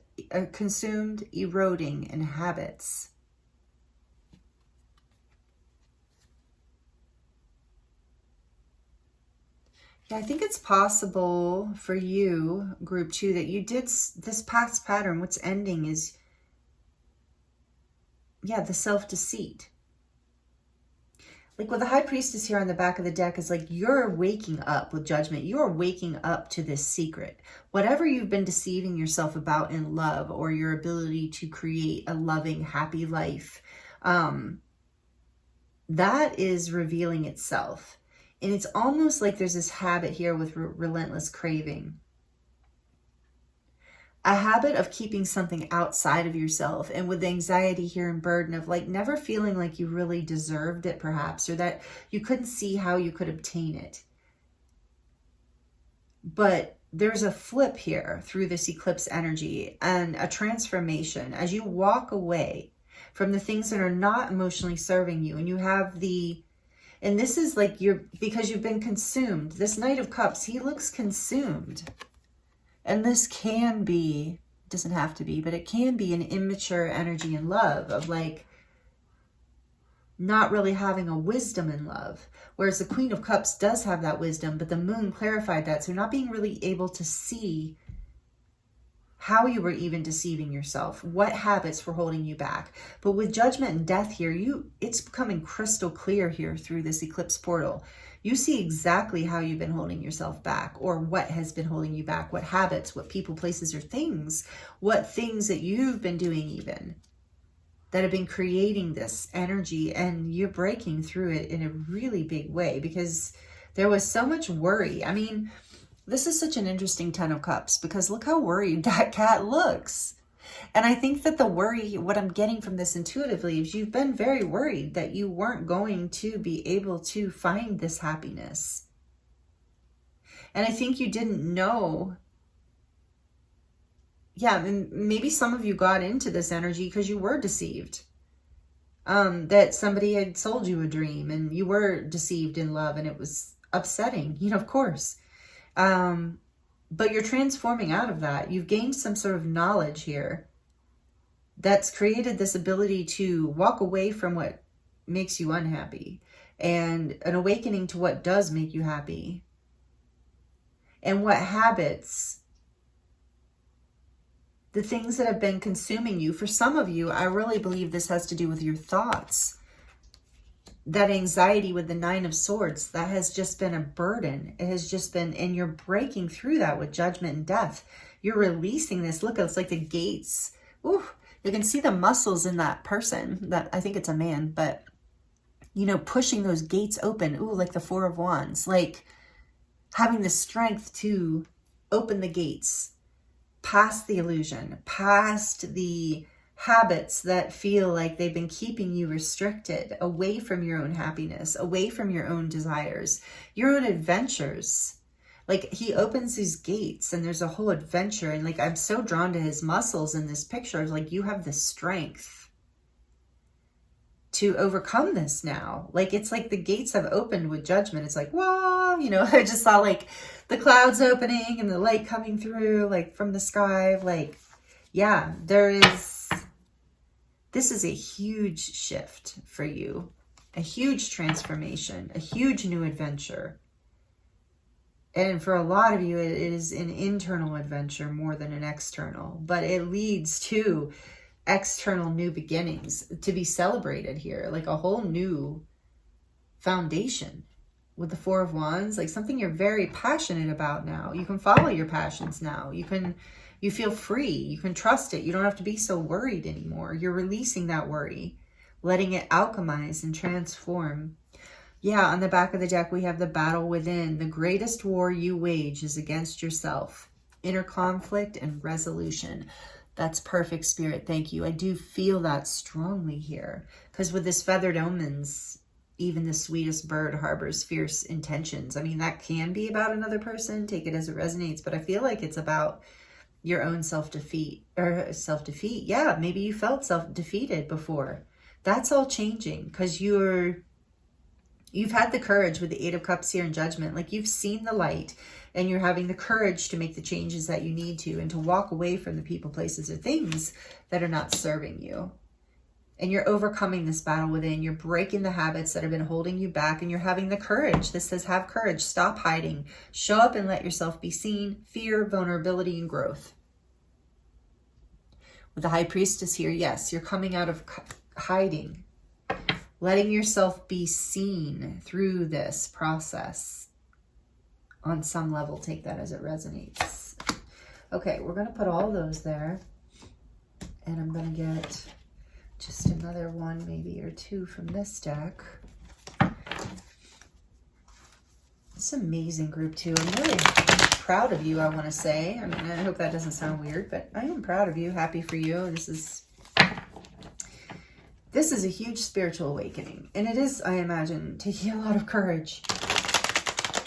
And with the addiction energy here, relentless craving, it's hard to break these habits, especially when, you know, they've been maybe patterned into us for a very long time, or we've had some sort of situation in life that has, like, we've been trying to protect ourselves from, and you're breaking free with this, like, him ripping open those gates. It's like you're having the courage to break away. Like, it's interesting, is like, have courage, and this person is like, looks like they're stressed out, and yeah, you hit that point. You're like, I'm walking away. I'm doing something about this. And I'm really, that's what I said. I'm really, like, your guides and angels. Oh, thank you. That's what because I'm like, why do I keep saying this?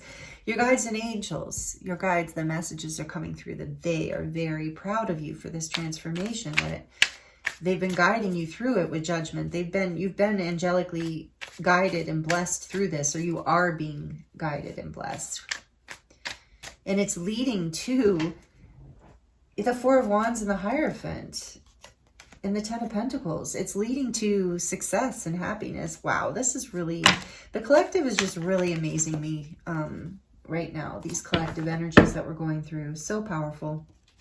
And you, those of you who are watching this collective, you are so powerful. I feel so blessed to be reading for you. Thank you for being here. And let me know if this is if you're liking this and this is resonating. That really helps me, and it helps the channel grow. Thank you. I appreciate it. And comment if you'd like to comment. I love connecting with you in that way. And I would love to know how this is resonating for some of you. So this says, embrace solitude. Reflect deeply for survival. Keep your mind open as, what does that say? Keep your mind open as answers reveal lessons in the quiet introspection. That reminds me of that High Priestess, that what's opening up, the new beginning. This is part of the new beginning is, with the Eight of Cups too, don't be afraid to take some time out if you need to go within here for this transformation. Like I said, the caterpillar does go into that cocoon and embrace the solitude for a bit. And then we have the heart's desire. Yes. Sing along to your heart's song, for it knows what you truly want. And that's what you're doing with that Eight of Cups energy. Walking away, singing a song. Maybe some of you are singers or musicians, or just, this could be a message to express your love in a creative way, or your feelings, your heart's desire. But it's ultimately about just like following your heart. And that's what I see here, having the courage. And with feathered omens is like, I just heard to like, take it as it resonates, but I just heard it's like you're transforming away from being someone who was like your worst enemy, your own worst enemy, that you were holding yourself back in certain ways, which of course we all do.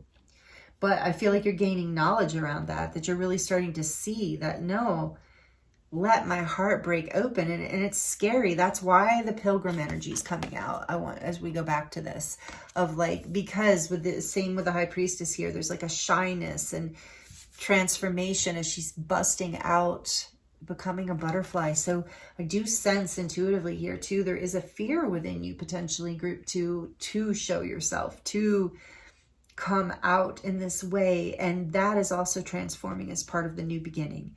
And let yourself just do that in your own time and have the courage to move through this, because it is scary stuff. And with the major arcana here, it might take a little bit of time as you do it. So just be kind to yourself and patient with yourself, because I do feel strongly in this group that your guides and angels are with you. And you are being, again, with judgment, I'm getting a strong angelic protection, that you are being guided through this. And it has always been part of your path. You've stepped up to the plate, and Spirit is delivering. So this new adventure is here for you. And I feel like in your case, group 2, it's about a life adventure. Like, this is your life expanding. And maybe it is just, and for some of you, take it as it resonates. It might even be like with Pilgrim here, a specific trip that activates this. You know, if you're being called, like you have been being called to some, like, really to travel in some way, and you're just like, no, or it's a big deal, know that that trip is part of what you walk towards that activates this energy. So some of you maybe just needed confirmation around that, because you like feel like, oh wow, I'm going on this trip. And is that the catalyst here? Is that my new adventure? The new adventure is this aspect of your life, like your life changing in this way, opening up, this 4 of Wands opening up in your life, that, and this 10 of Cups and the 10 of Pentacles. Like, this new beginning is the adventure, but it might be travel in a physical sense that catalyzes it. There might be a place, especially if it's a sacred, powerful place that you're going to visit, that might activate this. So if you were getting an intuitive hit around that, then yes, the answer is yes. And again, there's so much energy of the High Priestess in your reading, and with the Queen of Cups too, so much intuitive energy here. Whatever your intuition is telling you, group 2, it is spot on. Trust yourself. And that's part of this judgment energy too. I think you're awakening to your own intuitive power as well. And that's giving you more courage and the ability to walk through this 1111 ascension portal. So 1111 might be a number for you that you're seeing a lot, an angel number you're seeing a lot. Often I just take angel numbers. You can look them up, or if you don't have your own meaning for them that you already know. But also, generally speaking, if I'm seeing a lot of angel numbers or repeating numbers in my life, I just take that as a sign that I am in alignment with my intuition, that I'm in alignment with my highest timeline. I am hearing my guidance. It's like every time, like I'll see a white feather and I'm like, okay, yes, I'm on the right path. Oh, I just saw 444 on the clock like 3 times today. I know I'm divinely protected. I know I'm on the right path. So essentially it's just letting you know, yes, you need the confirmation. Here's your confirmation. You are being guided. So yeah, group 2, this is really amazing. I'm really excited for you. So we're going to get into your charms now to close out your reading. Again, let me know how it resonates. Like it if you like it. If you're sensitive to noise or you have headphones on, you might want to turn the volume down for just a few seconds while I shuffle the charms. Here we go. For group 2, Spirit, what do you want to share with them to close out this reading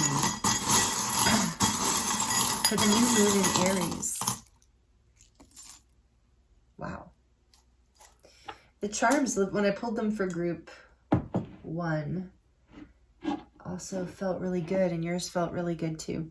Okay, we have a lot here, kind of know, but there's a life raft here, and I feel like, yeah, you need to know that you are, I just heard throw me a bone. I feel like some of you need to know you're getting assistance from the universe here. Like you've asked for help and you are receiving it. We also have blessed. Yes, again, that message. You're blessed. You're protected. I want to get the little word ones here. I'm drawn to them right now. Dream. Yeah, your dreams are protected and you're following your dreams.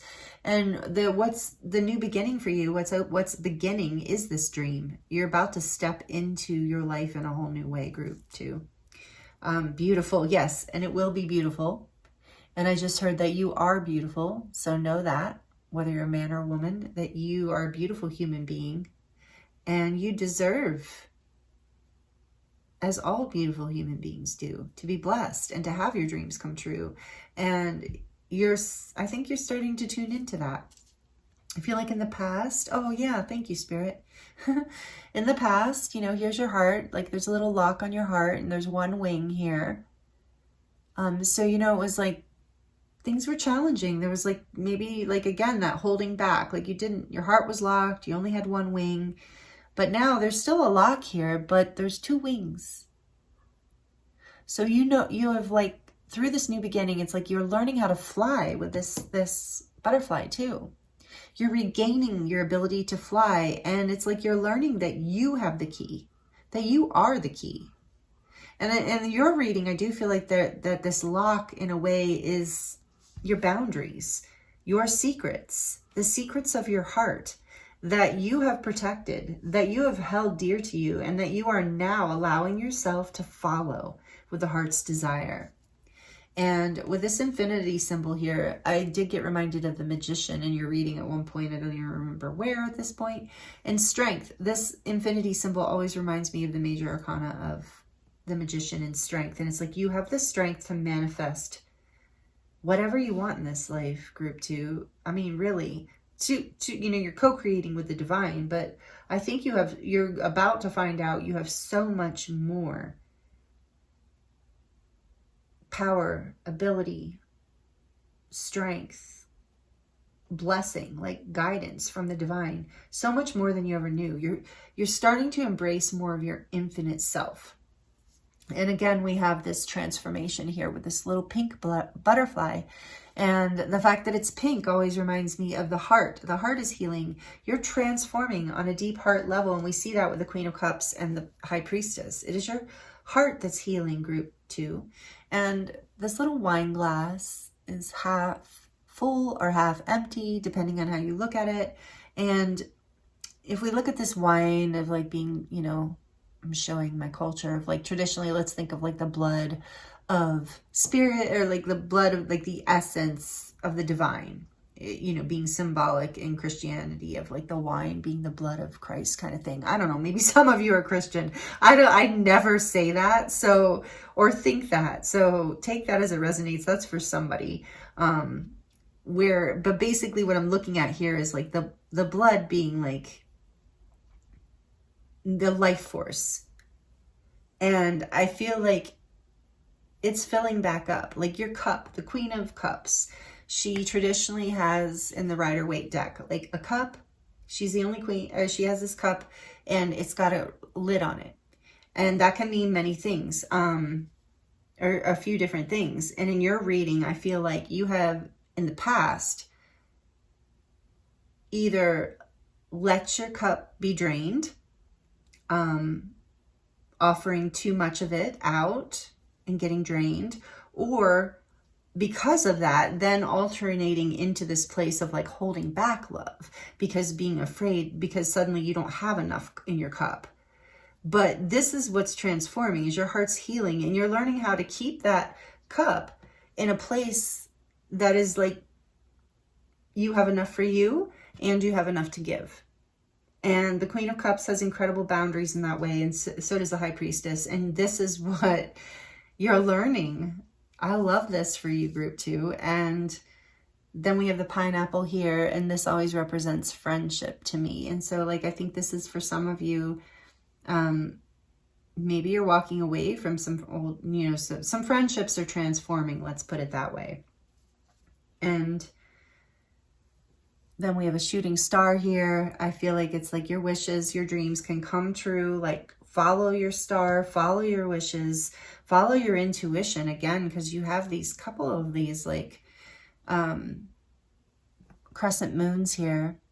with the star, and they represent the high priestess to me too, and in your intuition. And look, there's more wings, a lot about feathers and wings.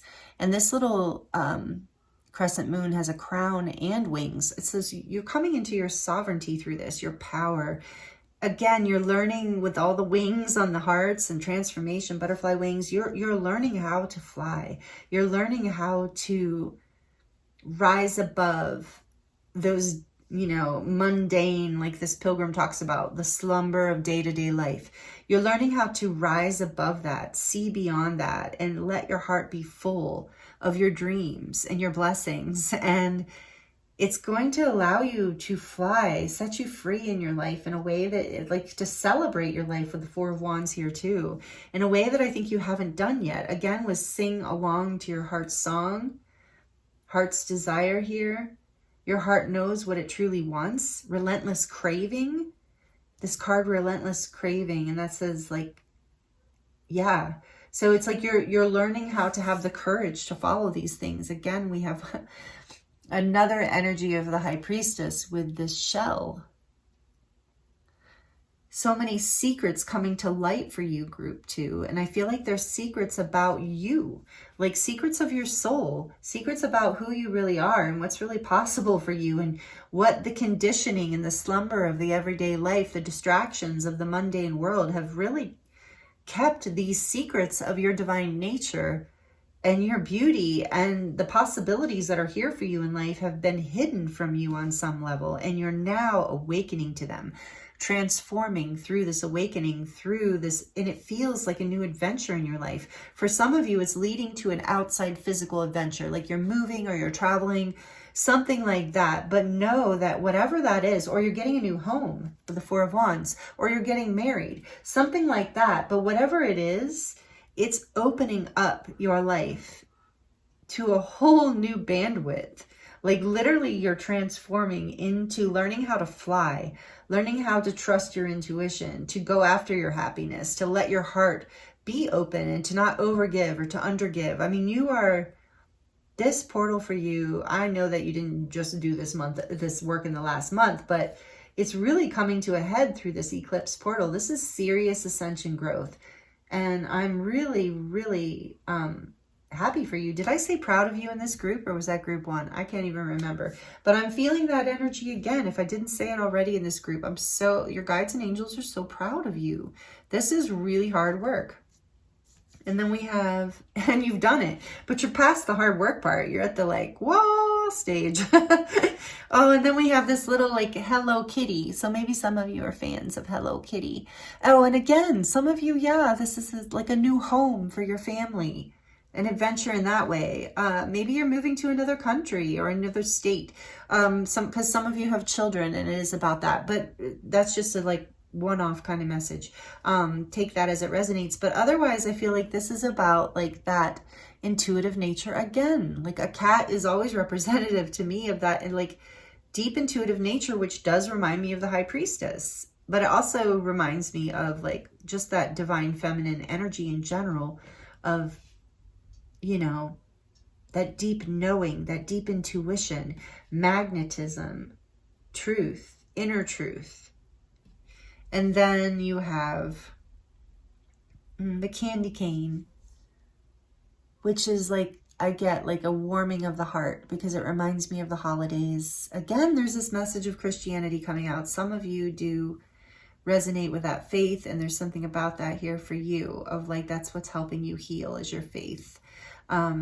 And it brings you a lot of happiness. So lean into what brings you happiness, or your faith brings you a lot of restriction and unhappiness. Not your faith, but the religion that maybe you were brought up in Christianity, and it bring you a lot of restriction and unhappiness and taught you some like distorted things about love, and you're overcoming that. So just take that message as it resonates, because some people get a lot of beautiful things out of religion and some people don't. So it's just very personal. Take it as it resonates for you.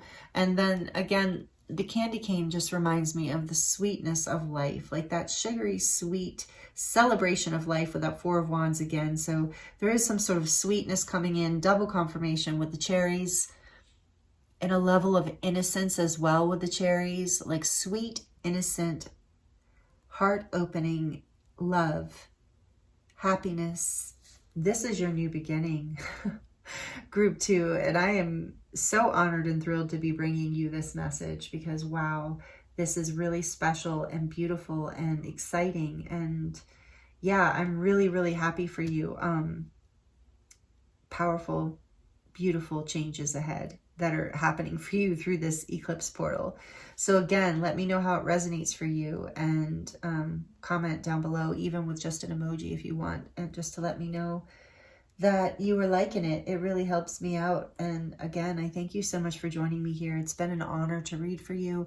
I hope these messages are healing or helpful for you in some way. And I'm really excited for you. So sending you so much love, many blessings, and I look forward to seeing you in the next reading.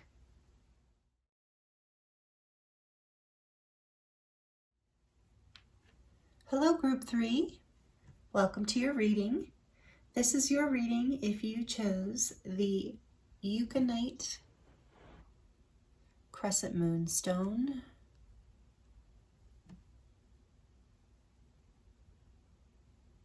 This is actually the only piece of Unakite that I have. And I really love it. I need to get more. And then we have the, let's see, number 63. Your card is the Venom. So welcome in Group 3. Welcome to your reading. Thank you so much for joining me here. I hope you're doing really well. I'm excited to get into these messages for you today. And before I get started, I want to make sure I let you know that I am available for personal readings. If you would like to dive deeper into your personal situation, that link is in the description box below. I'm going to, we're going to look at, if you missed the introduction, we're going to look at what energies are moving through this eclipse portal for you. We're in the eclipse portal. It's actually ending or closing with this new moon in Aries solar eclipse that we're going through right now that we're reading for today. So we're looking at the eclipse portal, what energies you're in, what's been moving for you, what major things that you're working through, going through right now. And then we're going to look into the tarot and get messages around what endings are happening and what new beginnings are happening, because that is the energy of the eclipse portal on top of the equinox energy we're in. The astrological new year just began, and we have Mercury retrograde, Venus retrograde. It's just wild out there right now. So we're going to look at the energy you're in and whatever messages we can get through for you about the endings that are happening through all of this and the new beginnings. And we're going to do a charm reading at the end, so stick around for the charms if you like the charms. So right away, and I did grab the Wild Unknown tarot for you. I love this deck, and the only version of it that I currently have is the pocket tarot. So we're going to use that for you today, as tiny as it is, tiny but powerful. So that will be the deck. That was the deck that I was guided to with this energy of the Venom. So I do feel like this group 3, you're really clearing some shadows or having the opportunity to work through some shadowy energy here through this eclipse portal, which is kind of like par for the course for an eclipse portal. But there's something here about the moons too, you know, hidden energy, all that, I get that. But as far as like significant in this reading to the new moon and the full moon, I just said the eclipse, and it looks like this moon is being eclipsed if it were a full moon, right? So there's this energy, strong energy of this Venom and this experience of this archetypal energy that you are moving through and clearing through this energy that we're in right now. I'm going to read from the book, but I mean, it kind of speaks for itself. The Venom, it's like, but this gives us more detail, and we're going to get way more into all of this for you. So the Venom is the poison, the curse, and the toxin. And I'll tell you something interesting about that, and once we move through this, that I got from Spirit right away when I was reading this. So the poison, the curse, the toxin. Much to our dismay, the Venom is always lurking in the shadows in one form or another. Its toxic presence may be found in our relationships, thoughts, speech, or environment. Thankfully, the cycle of purification and detoxification comes so naturally that it is built into our every exhale. We breathe out carbon dioxide, and the plants return it to us as oxygen. Archetypal venom is rarely remedied as easily, however, and it can come in potent forms and quantities that are deeply damaging to us and to the world. When the venom card appears, there is a harmful substance in your psychic realm that must be identified. Perhaps your words have a sting of poison about them. Perhaps a relationship is slowly draining your reserves. Acknowledgement is the first step. Change is the second. This remedy, the remedy will reveal itself in time, and with it, forgiveness. So this is pretty powerful energy for you, group 3. We're going to get a lot more details to see where you are in this process. But again, this is one of those archetypal energies that we all go through. And when this is in the light, when this venom archetypal energy is in the light, it says it's self-realization through suffering. So whatever suffering you're going through right now, if there is something toxic in your environment, mindset, in your life in general right now, which if this is your reading, then there likely is, knowing that this self-realization around this suffering is what will bring it to the light. It is what will set you free. And when this energy is in the dark, it is an unwillingness to find a solution and an unwillingness to forgive. So the other thing that brings us into the light is forgiveness. So we're going to get deeper into this for you, but that is the initial energy here for you that Spirit wants to talk about. Let's get a little bit more. For group 3, please, Spirit. What is the energy here for them? What do they need to hear today, tonight, whenever you're tuning in? It's daytime as I'm filming though, so I'm going to say that today. What does this beautiful soul need to hear? Ooh, almost. What is the energy here? Oh, I don't know if I wanted that many. How many did you give me? Okay, just 2. Thanks. I'll take it. We have Pegasus, which is transcending, and it's number 28. And then we have the Wizard of the Woods, which is focus, and it's number 50. It's interesting because I thought this said 23 at first. Does it? In this deck, there's a little swirly thing. I believe it's an 8. Yeah, it's an 8. But anyway, 10 and 5, that's still interesting. So transcending and focus. You have Pegasus. Did I show you? I'm sorry. And that's what's on the back of this deck. So must have been a pretty important card to the creator of the deck. Pegasus. I love the Pegasus energy. And you know what's cool about the symbolism of the Pegasus is unicorns. You know, it's got the horn. A Pegasus has the unicorn horn and the wings. And the horn is about the third eye being activated, the wisdom, sight, internal, like psychic vision being activated, intuition. And then the wings are about the heart chakra being activated. So Pegasus is representative of both the third eye and the heart being awakened, and that will create this ability to transcend whatever reality you're in. So I feel like this transcending this venom energy is beautiful, especially, and I'd love to know what this focus is about. But it's number 5. Oh, and he's got a swirl of light coming out of his hand. So I just heard focus on your magic, focus on your light. Focus on the light and the darkness, even transcending. What was that I just said about the venom?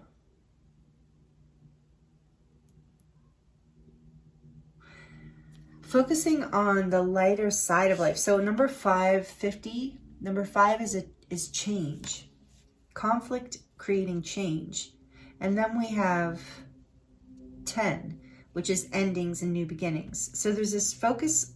If you can focus on the positive, focus on your power, focus on your magic, focus on your light, not on whatever this venomous thing is in your life.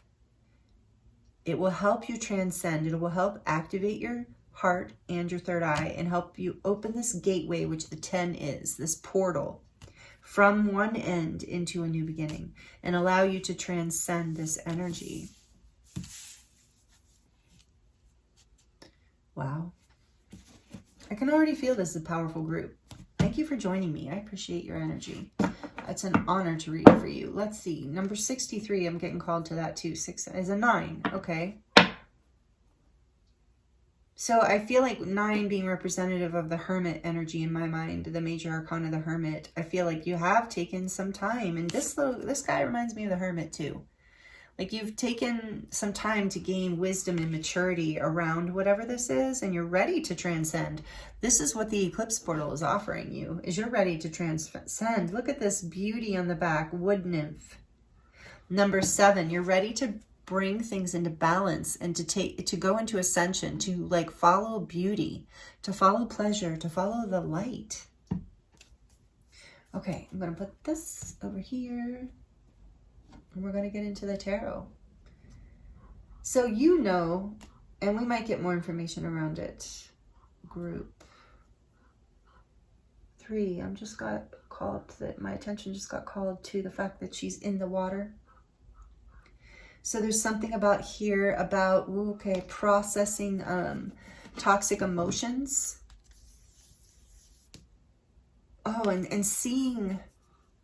Okay, so if this venom is emotional for you, like if this energy in your life, if this is resonating as a thought that's plaguing you, or an emotion that's highly toxic for you, I'm getting the emotion with her being in the water. And so it's like this energy of seeing beauty, even in this process. You know, how hard is it to look at this card and feel an energy of beauty? But I feel like that's exactly what you're being guided to do, is transcend whatever this toxicity is by being able to like see the beauty in general. Like if this is extremely toxic and like you can't like that doesn't make sense, you can't make this beautiful in any way, you can make the lesson beautiful. You can make your perspective around it, and you can remind yourself of your beauty again, of your own beauty, of your own, to focus on your own light. I keep getting that,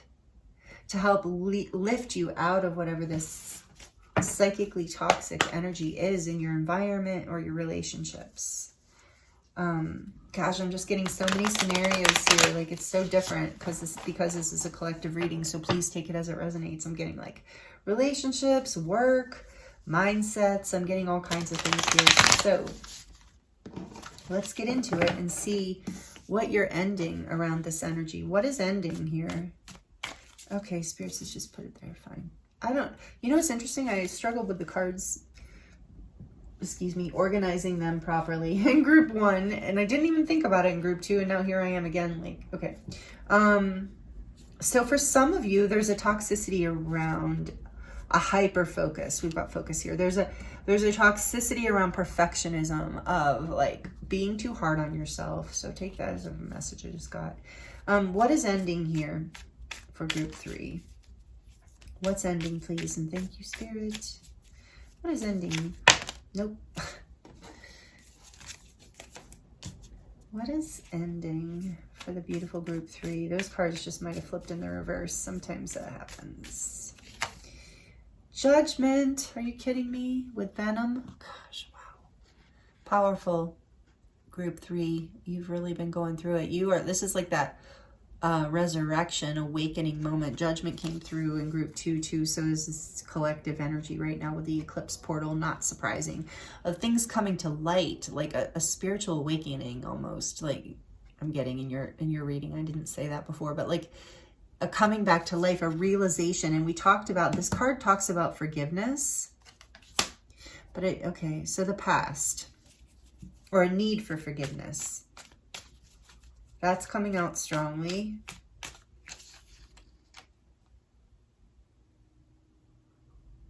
One, two, three, 4, 5, 6, 7 of Pentacles.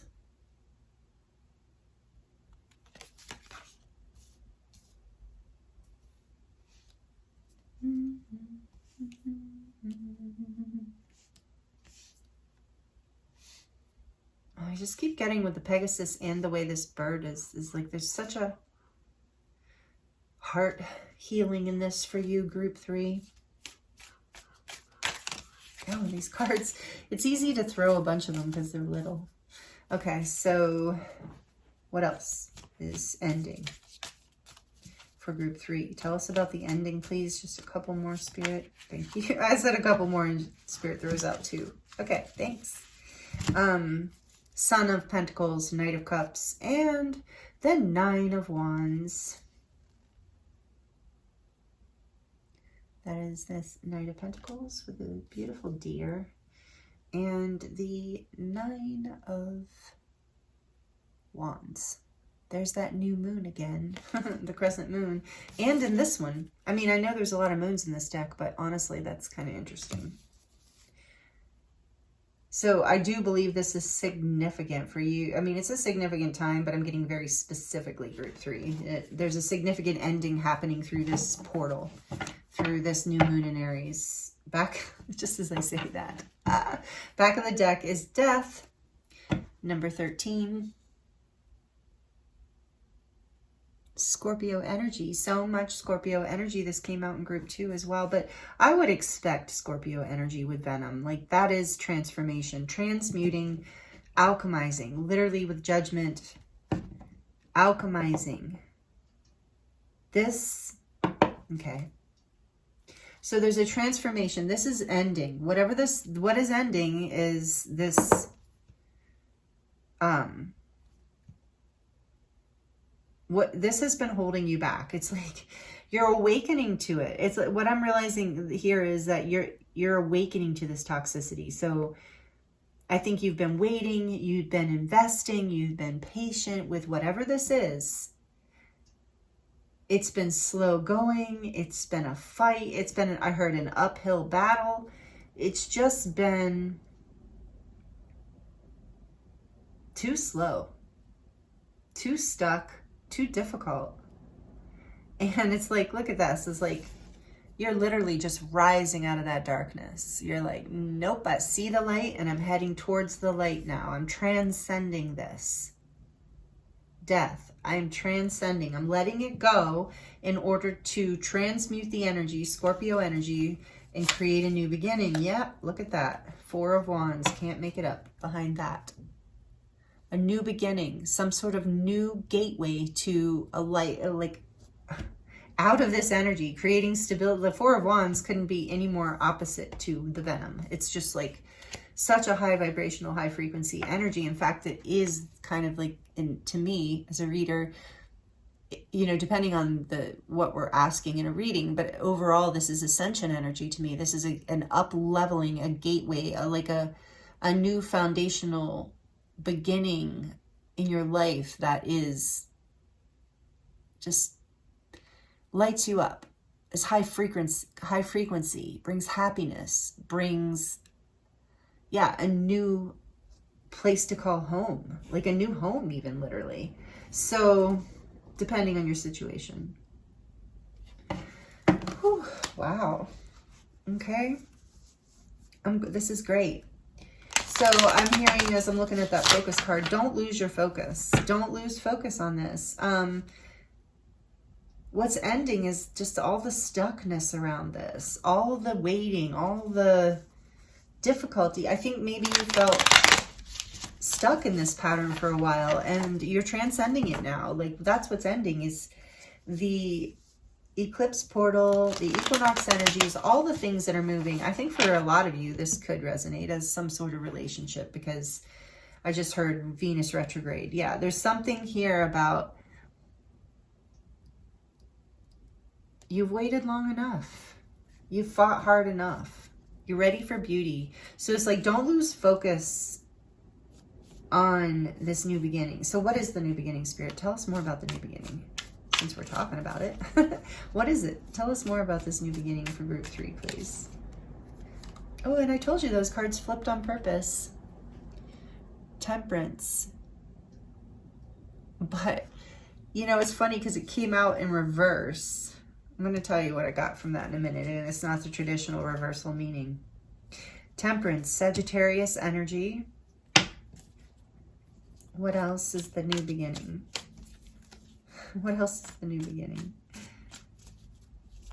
That was great, Spirit. Oh, did I tell you I was going to? Yeah, I did. Okay. What is the new beginning here? Okay, I better tell you or I'll forget. Spirit's like, tell them or you forget. Okay, I might not, but just in case. When Temperance flew out in the reverse, a lot of times, not always, but given what I see up here, this can be about divine timing. And when it flew out in reverse, I heard, time's now. The time is now, judgment. The time is now. So something you're transcending is happening. And Temperance is about balance. But divine timing, the divine timing is here. This energy, I'm just getting that, like, some of the toxicity might have been all this waiting, might have been all this, like, maybe somebody is like, was keeping you at bay, or something was keeping you at bay. The time is, yeah, you're not having to wait anymore. That's the new beginning. Divine timing has arrived. What else about this new beginning, please, Spirit? And it's positive with Temperance. Just as I say that. The Tower. Yeah, and it is positive Tower. The Tower. This is Aries and more Scorpio energy. Aries and Scorpio, number 16. 14 and 16. 14 and 16 for the Tower. So we've got some major arcana. We have 4 major arcanas out on the board. And you know what? They're out on the table. And each group, we've had a lot of major arcana energy, because I'm not surprised. This eclipse portal is so powerful. So it's like, whoa, I just got this message. The time is now. Remember I said the divine timing is now for this to break down. Whatever was toxic, the new beginning is, it is about to fall. And ooh, I just felt a like feeling of fear in somebody. So if you're deeply afraid of whatever it is falling apart, this might not be your message, because when I'm reading collectively like this, especially, the messages are going to come through to really back up your own intuition. Like, this either is something you know, like is already, like that the new beginning is already on board, like something is already broken down, fallen apart after all of this like toxic waiting. It's like the divine has come in, the divine timing came in, the lightning struck this tree. It's like, okay, you know, the Tower, it's time for it to come down. The divine's like, enough is enough. You're ready. You're ready to clear this. Because the thing about the Tower falling, even if it's a scary or uncomfortable process in the sense of our stability breaking away, like a relationship, you know, it can be the end of a marriage or the end of a long-term relationship. It can be the end of a job. It can be the end of a living situation, the end of a, you know, anything like that, that really just or even the meeting of someone that changes everything. Like, so there's some, but it is the breaking apart of things in your life. And considering we're looking at the Venom card, I would say this is really positive. The new beginning is, it's divine time for whatever was toxic to be brought to the light with judgment and to be transformed, so that the great thing about the Tower is you don't lose anything that was actually working. The reason it falls apart, the reason the divine sets it on fire, is because it's not serving you. It's no longer something that is positive. In fact, it's just toxifying your life. So this divine hand comes in the new beginning and breaks down whatever is toxic and not working, with death here too, in order to create a new foundation and a new beginning. So tell us more about this new beginning, please, Spirit, for beautiful group 3. This is not easy energy, though, so I really am feeling for you. Yeah, 8 of Cups. You're having to walk away from something that at one time you thought maybe was your emotional fulfillment or happiness, and it's not serving you. So you're walking away, and like the Tower fell, so you're walking away. And the great thing about the 8 of Cups is that you are walking towards what makes you happy. And maybe some being drawn to the rain here. Maybe some, you know, with the new beginning, you might have some tears here. And, oh, I just heard, like, tears will clear this venom. Like, if there's something toxic from the past, so one thing is, like, a lot of times we fight, like, as humans, we fight off the urge to cry. And I can be guilty of this myself. And honestly, like, crying is, like, a huge healing. It helps us release this toxicity from our bodies. And then that, you know, also from our psyches and spirit. So yeah, let yourself cry as you walk away if you need to. I sense a lot of tears might have fallen, and I heard the tears are our nourishment to create fertile ground. It's like a cleansing. The tears are cleansing out this venom. What else about this new beginning? And you are walking towards what makes you happy. The Daughter of Swords. The Page of Swords. And it came out in reverse. So I really get like, and that can be toxic. The Page of Swords in reverse. It's like negative. I feel like for a lot of you, this is showing up as negative thought patterns. Like really negative beliefs. Or even like, oof. For some of you, it's about negative words from someone else. Like take that as it resonates. It wasn't very nice. And you're just like, you're walking away from that. Because when this card is upright, look at all the little colorful orbs hanging around this wise little owl. So the owl has knowledge, and there's a lot of bright knowledge coming in with it upright. But with it in the reverse, it's like you're walking away from the things that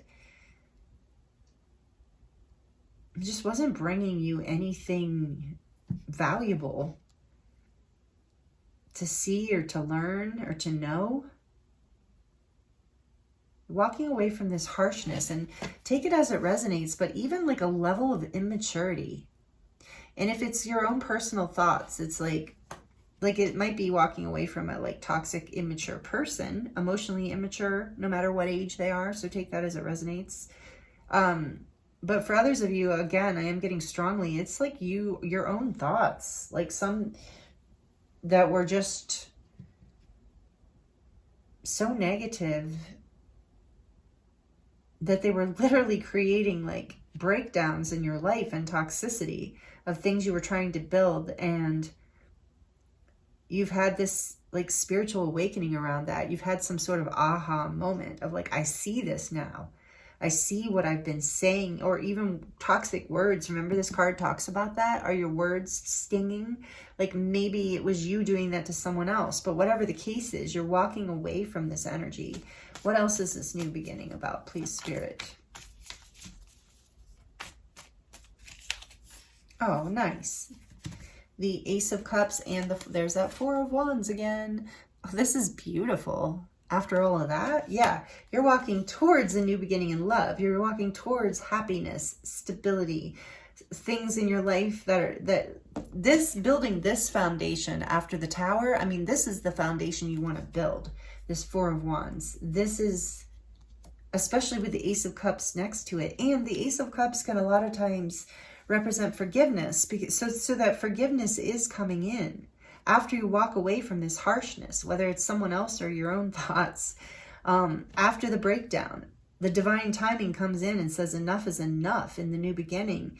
And the beautiful part is, and I love this card too, because the background in this cup is very like snake skin or lizard skin or something. So it is, to me, again, more energy of like venom and transformation.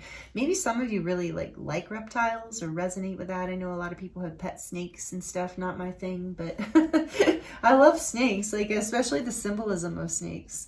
But on a like everyday 3D level, I don't really want them around. But like my ex-husband was like that. He loved snakes and he always had pet snakes.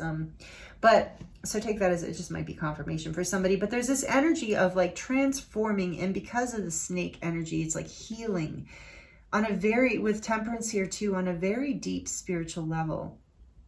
You're releasing something that was foundationally bad for you, group 3. And so this is like, for the person that was like, oh no, I don't want that that foundation to fall. Like if it's something supportive and beautiful, this is not what we're talking about.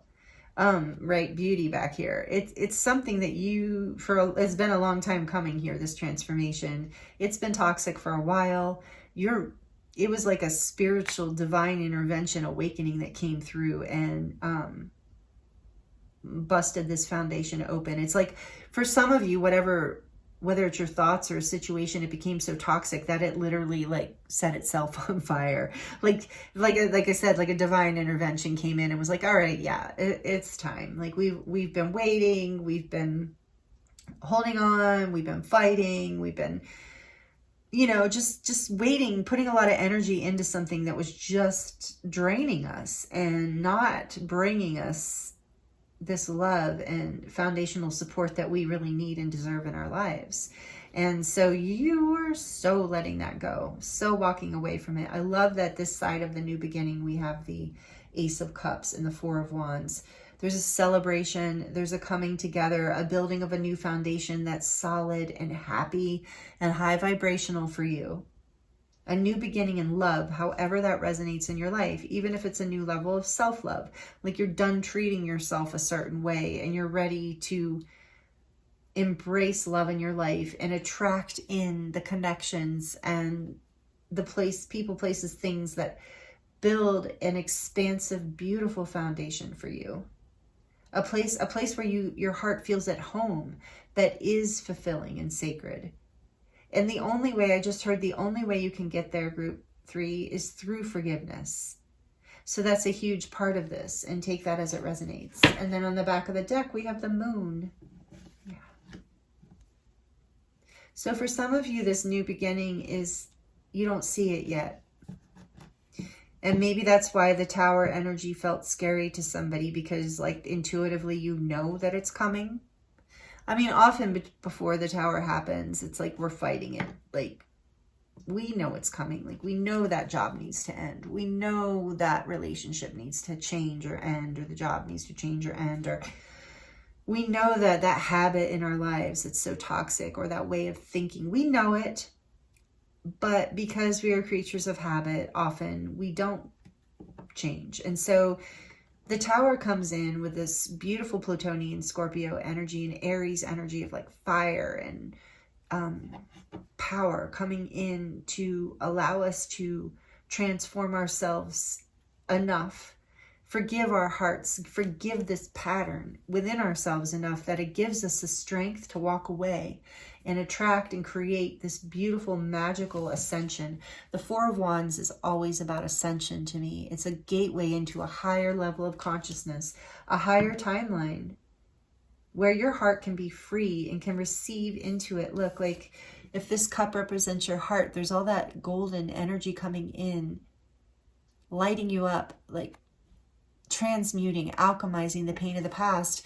And with all the blue in the background, I feel like it's like this truth is awakening. This truth is allowing your heart to heal. And I am seeing a lot of blue here, blue in the center. So there is something about seeing the truth here with the Page of Swords in reverse too, walking away from the lies, the deception. And yeah, the moon, the lies and the deception. Yeah, seeing clearly, not being misled, but it's also being able to find your focus as you come out of that toxic energy. But it's also about following your intuition, and this is Pisces and Cancer energy, and we do have that here with Scorpio, Pisces, Cancer, a lot of water energy in general here, so a lot of emotional energy, which makes sense. So this, you're clearing your emotions, is like a lot of, with Temperance too, it's a healing here, like the burning away, the alchemizing of these emotions that are heavy and toxic. And so what I was going to say too is I think some of you can't, you're receiving this message because you don't yet see this. Like you're still over here in this part of the reading with the Tower. Whoops. And Temperance that came out in reverse, the Eight of Cups, Page of Swords in reverse. You know, it's like this. I'm going to go ahead and turn it up right at this point because you are walking away so that, no, spirits have leave it. Okay. But Temperance we will leave upright because that divine timing is here. That balance and healing is coming in with the Tower. So what I was saying is some of you don't see this powerful healing and new beginning over here, this celebratory thing that's coming in, new beginning in love. Some of you don't see this yet with the moon on the back of the deck, but you will. But the eclipse portal is bringing this through. So for the time being, if you can't see this yet, Spirit's saying focus on transcending, focus on self-love, focus on happiness, focus on creating positive thoughts, following passions, trusting your intuition.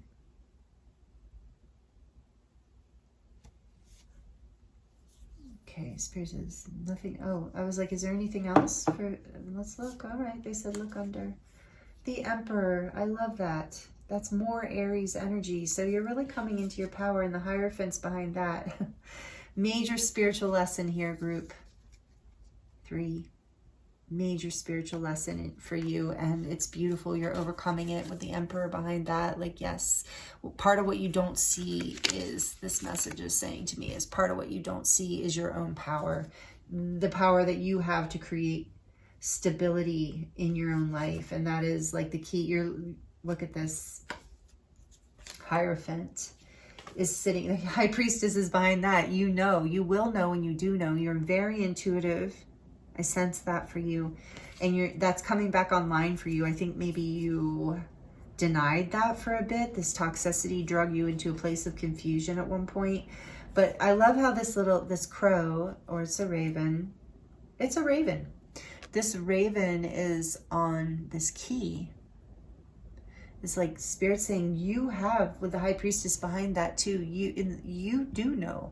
You have the spiritual key. And we talked about the tower. Look, lightning is coming through. It's like the spiritual truth is what's breaking this foundation down. It's like divine timing, judgment. There's so much spiritual truth that's coming through with this Uranus energy, like lightning, Aquarius energy with the Uranus energy, although we don't have the star here, but I'm feeling that in the lightning. So it's like Spirit wants you to know your intuition is where the key to this is, into building a new foundation. This is a huge spiritual lesson that brings you into your power. And I think part of what you don't see here is how much power that you do have in this situation. Okay, beautiful. So what else, Spirit, does the beautiful group 3 need to hear? What are the shadows here? What are some of the shadows they're working with that they need to know about? Having hope.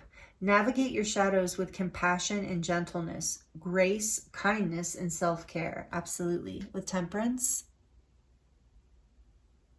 I told you I felt that star energy with the lightning. So yeah, don't lose hope here. Maybe some of you have. I do feel like this energy, it might have even been your own thoughts, drug you into a place of hopelessness at some point. And you are, Spirit says, like, rise out of that. Have hope. What else? Please and thank you. What else for group 3, please, Spirit? What else do they need to hear about this eclipse portal that we're in? Shadows, light in the darkness. Darkness cannot dispel darkness. Only light can. Love, clarity, and awareness. And that's that judgment energy. And the Temperance in reverse, I feel. And the Tower. It's like the light in the darkness. The lightning coming through the darkness. So toxicity can't clear toxicity. That's a message for somebody. Keep your hope. Negativity, negative mindsets, vengeful thoughts, anything that's heavy like that, a lack of forgiveness. I know it can be hard depending what it is.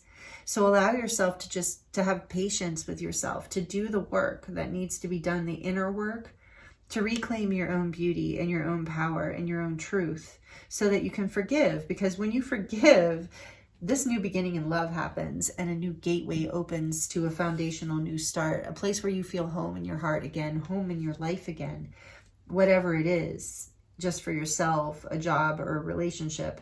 But the key here is to shift your focus. With focus here, transcend. Allow your focus to transcend these heavier thoughts and this negativity, whatever it is. One more. What does group 3 need to know about the shadows operating here right now for them? Limiting beliefs. Yeah, ultimately you become what you believe. Mindset and self-realization. And I do believe that that's it. You know, for a lot of you, I said it is about your own thoughts. You know, there's a breakdown happening in your life because it's time to shift transcend these thoughts and these limiting beliefs. It's like, it's on the table here. It's like the toxic beliefs of the past, the limiting beliefs have been holding you back, keeping you in the dark, keeping you hopeless, and maybe even a feeling of powerlessness. But that's all transforming. And then on the back of the deck, we have a closed-minded with limiting beliefs. Interesting. And having hope. Because being hopeless is definitely a limiting belief. So unwilling to consider other perspectives or entertain new ideas. Be more open. Openness and receptivity.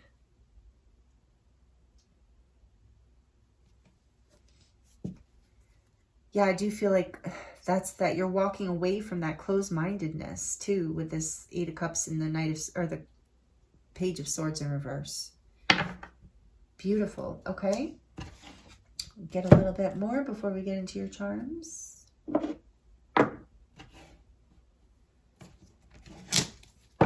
Let me know how this is resonating for you if you would like in the comments. I do love connecting with you in that way. If I've already said that too in a reading, I do apologize if I repeat myself. I channel so deep in these readings. I know a lot of readers do that I often forget what I'm saying and have said. And I know I'm supposed to say certain things for the channel, and I like to remember to share those with you. And sometimes if I repeat them like a bunch of times, I apologize.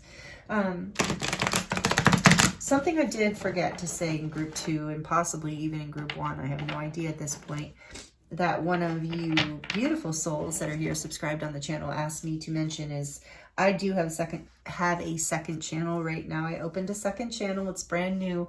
It's called Aphrodite's Oracle, and it is linked in the description box below. And it's a channel that focuses on mostly on love and love readings. I still, of course, read the way I read, because I'm me. But so they are still very spiritually oriented in certain ways, but they're love focused.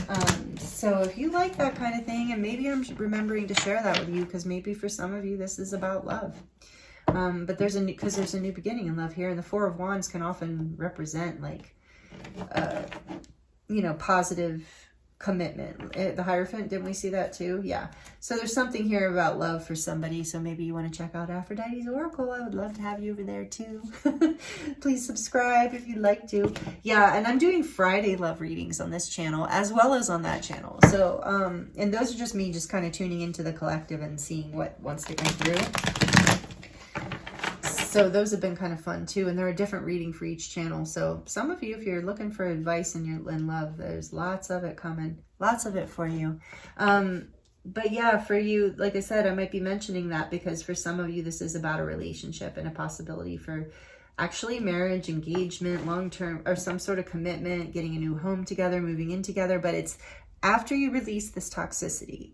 And it might, so it depends on your situation, whether it's with the same person or someone new altogether. But either way, for some of you, this is about a relationship. For a lot of others of you, it is not. I get that for a lot of you, this is about just your own process of self-beliefs and limiting beliefs and self-deprecation and like toxic beliefs about yourself and the world. For others, it is like jobs, family, friendships, social groups, communities, so take it as it resonates. So what else can we get for group 3, please, Spirit?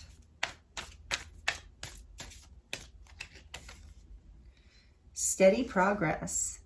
Move with deliberate care and patience. And what does it say? I have so much trouble reading these sometimes.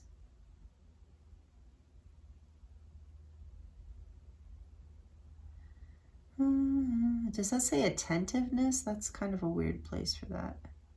So move with deliberate care as patience and attentiveness guide you to thoughtful achievements. Yeah, so it's like I'm getting like have patience with yourself through this group 3. You are making steady progress. I do feel like, in this ending energy, like maybe you felt like you weren't making a lot of progress. Like it felt like You might have been a little stuck in this toxicity, but through this eclipse portal, through the breaking open, the tower, all this powerful breaking open energy that is here, you're making progress. I just heard some of you don't feel like you're making progress, like you feel like you're just kind of hopeless in this. And so this is a message of no, you are. Even if you don't fully see it yet. Remember, like we had to get over here to this part of the reading. Remember I said you don't see it with the moon. So we had to get to this part of the reading before, and you don't see your power. You don't see your power in this yet. So know that you're making steady progress. A lot of you don't see it yet. That you are. Keep your mind open. Remember, closed-minded, keep your mind open. This one's like, pick me. And this one too. Okay. So we have soul whispers. Look beyond the words and hear what is really being said right now. Yes. I have to clear something off the screen. There we go. Okay. Yeah. Hear what is really being said. Oh, wow. That resonates. I remember having that experience. This is reminding me of, so for some of you in relationships, yeah, it's like you starting to really like, whether it's yourself or someone else, like starting to really hear what somebody's saying and not what like you want to hear. Or sometimes we can get comfortable in jobs or friendships or relationships or family situations, and we just kind of no longer actually hear what they're saying. We're just like, yeah, you know, but it's like can be very toxic, and like we're letting this toxic, and we're just like, oh yeah, I'm not hearing that, but you are. So you're being guided to walk, to really hear things, hear what's really being said. Are you being valued? Are you being appreciated? Is this situation making steady progress, or is it keeping me stuck? And then being able to act on that and transcend. And no, with limiting beliefs here and closed-minded, some of you this process has kept you stuck for a while because you didn't have the confidence with the Emperor there too. You don't know your own strength, or you haven't in the past, and you're about to find out. So it's like, no, hear what's really being said. It's like Spirit's helping you bust through this. I do feel like there's a lot of angelic support here. And then we have Mountain of Mastery. Ascend towards the self-realization and triumph, guided by the stoic presence of the mystery mountain pathway. That's so interesting because it says ascend towards the self-realization and triumph, guided by the stoic presence of the mastery mountain pathway. So whatever this is has been very difficult. We know that. You're climbing this mountain. Look, this person made it to the top, and that is you right now. You are overcoming this. The tower is like falling. Divine timing is here. The change is happening so that you can rise, because I love how it's so that you can ascend. Remember, we said that with the Four of Wands here. So I love this because in the beginning, this card, if you remember, the light aspect was self-realization through suffering. So knowing that, and we don't always want this to be the message, but I do feel like when it resonates, it resonates. And in this particular group, I'm feeling like you have overcome some sort of major spiritual lesson. You've climbed some sort of mountain here. It was karmic. It was challenging. You're making steady progress, like one foot in front of the other. And finally, divine timing has come in and released this whole thing. But it's self-realization. As you that will give you this transcendence. That will lead you out of the darkness, out of these limiting beliefs, out of hopelessness, out of a closed-minded mindset. You're going to, so self-realization through this suffering that you have experienced, using this suffering as for fertile ground. It's not like, oh yes, we have to call on suffering but this is just what Spirit's saying is happening.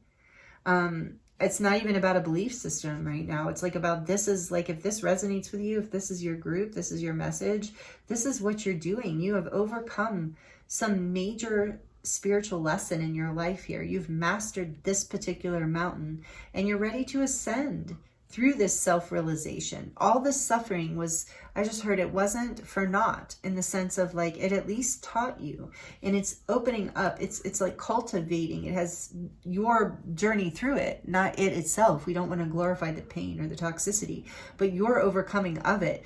Your self-realization through the suffering is what allows forgiveness and this powerful high frequency new beginning of the Ace of Cups and the Four of Wands to break open into your life. And like I said, with the moon on the back of the deck, most of you do not even see this coming. And it's going to be beautiful. Sorry, I keep banging the cards. Anyway, oh, look at that. Yes, the back of the deck says manifest the new. Exactly. And now we have all these colors. Lovely. It says embrace. These cards are very hard for me to read the way they did the writing in the... Embrace change and envision your desires. All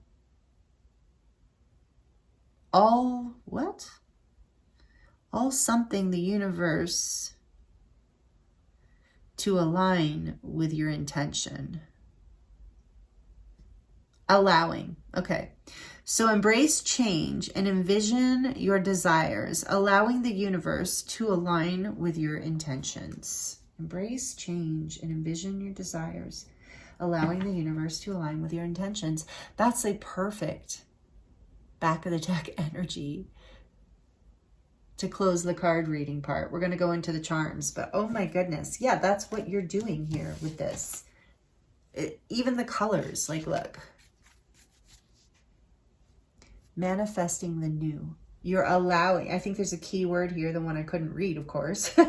So I feel like that might be relevant too, of symbolic of limiting beliefs, is like I couldn't even see it. Yeah, you can't even see it. So allowing the universe to align this is what I said. Divine intervention. Let that tower fall. Let the divine timing come in, because it's ultimately going to set you free from this karmic pattern, from this toxicity, give you hope again. You're transcending this. That's your new beginning, group 3. Transcension. Overcoming. New love. New foundation. Something really beautiful. Manifesting a brand new beginning. Allowing the universe to align you with this by walking away. Wow. From whatever that venom is, whatever that represents to you. Beautiful. Okay. Let's see. It's my little dragon. Let's get into your charms. Close out your reading with the charms. Thank you so much, group 3. It's an honor to read for you. This is really powerful. Move that. All right, if you're sensitive to noise or you have headphones in, you might want to turn it down for just a minute while I shuffle the charms. Just a few seconds. For ready, set, go. Group 3. What messages want to come through the charms to close out the reading for group 3?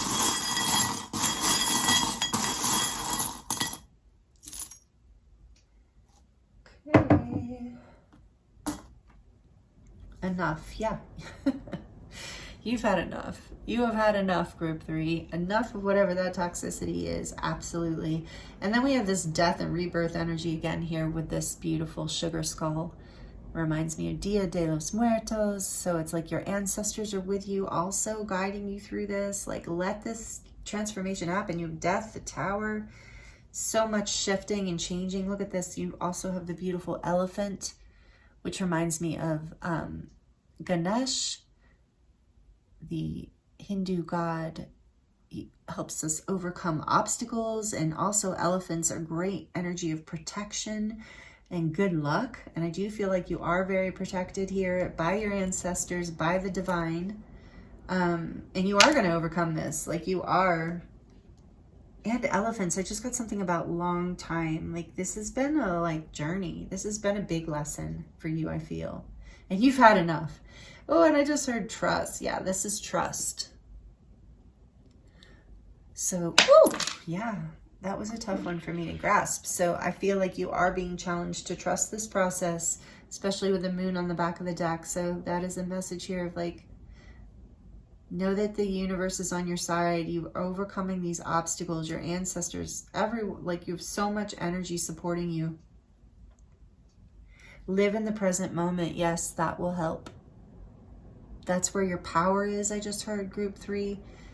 It's not in the past. It's not in the future. The power is in the now. It's right here, right now. So if you get overwhelmed through this mountain, climbing this mountain, Don't look up, don't look back, just stay in the present moment. And then we have willpower here. Yeah. Know that you have the strength and the fortitude to get through this process. It's been a big one. It feels like a big one to me. Yeah, miracles. Absolutely. This is going to feel like a miracle when this opens up because you don't even see it coming. But it is happening in your life. This is a miracle in your life as you release from this venom energy. Absolutely. It's setting your life in a whole new direction, which reminds me here to pull this little charm out for you now. This came out, this one hasn't come out in a while. Maybe it's a red diamond. So, well, first of all, with red, it's this energy of the first chakra of like, yeah, stability, security, feeling like solid and safe. I think the diamonds are pentacles in the suits. If I am wrong, please feel free to let me know in the comments. I would have to look it up and I don't want to do that right now, but that's what I heard when I looked at it, was the Ace of Pentacles. And that reminds me of the Four of Wands too, of like you're planting a new seed here, you're for a whole new beginning, like literally a foundational new beginning, because the old foundation is falling away. Whatever that was is fallen or falling.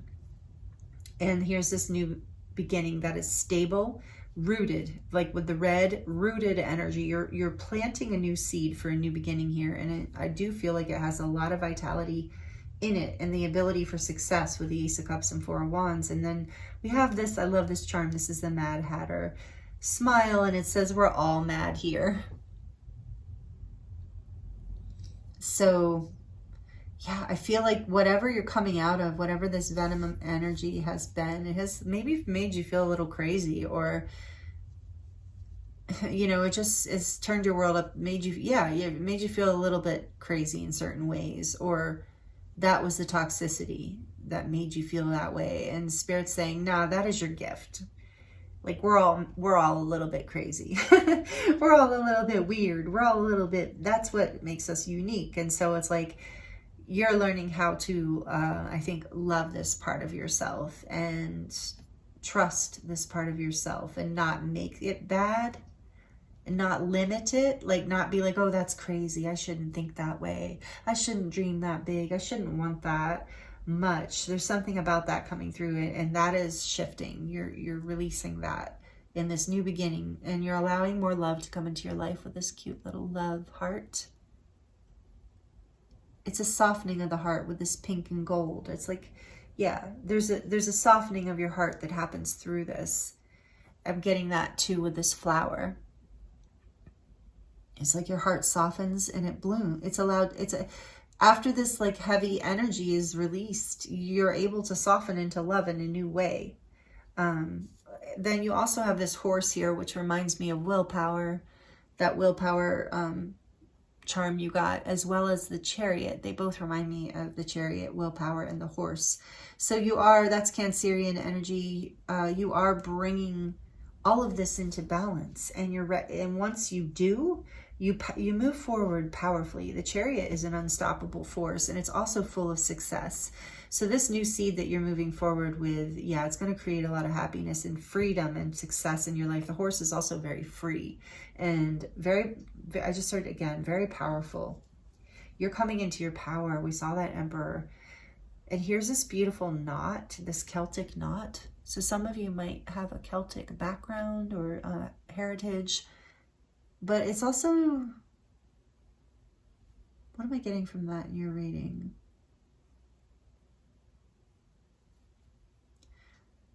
In your reading with that, I'm getting like I just kept hearing, and I don't know why, but just the first thing I got, and that's why I sat with it. I'm like, really, what is that? I'm getting the bond, like the bonds between people, like the ties, the connections we make. So for some of you, this is about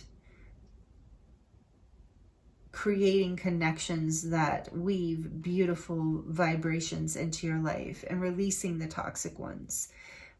About creating ties that you can trust, that create beauty and sacred patterning in your life instead of brokenness tangledness and toxicity and chaos.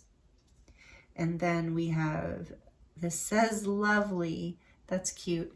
Another little heart. And it's interesting that this one says lovely. The other one says love. And this is just a shout out from Spirit and your spirit team, your guides and angels, that you are lovely and your presence is lovely. And I feel like through this toxicity, this might be something that you have forgotten about yourself and about what you have to offer this world. And I feel like, yeah, there's a message coming through, and that's part of those limiting beliefs too, is like that self-love of really seeing, even that this, like, we're all mad here, even seeing that these parts of you that maybe you deemed toxic in the past or unworthy or shameful, you're bringing them out into the light and you're reclaiming them and trusting that you're enough, like that, and Spirit's saying you're lovely. Like, just know this.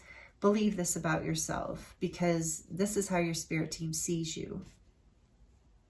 And I think that is opening up. There is like a new awakening here in love and self-love with the Ace of Cups. So there's really beautiful messages for you, Group 3. Challenging, but also so sacred and powerful and beautiful. So much divine guidance here. Here's a close-up of your charms. Thank you so much for joining me and allowing me to read for you. It's been an honor and a pleasure as always. Like I said, please like it if you like it. Comment if you'd like to connect with me in that way. Subscribe, please, if you're not already subscribed and you enjoyed this and you would like more.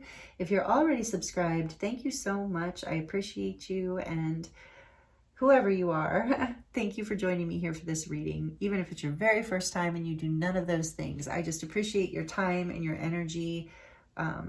Thank you for being here with me. And yeah, I'm sending you so much love, many blessings. This is not easy stuff, but what's on the other side of it is like, wow, like the opposite of not easy stuff. Like, you can't even put it into the world, words into the world. Like, it transcends, it opens up a level of positivity that like almost will make you forget, like, oh yeah, whatever with that. Like, it's just, this is so beautiful. And you have so much support from the divine and your ancestors. So I'm sending you so much love and many blessings for all of this. And I look forward to seeing you next time.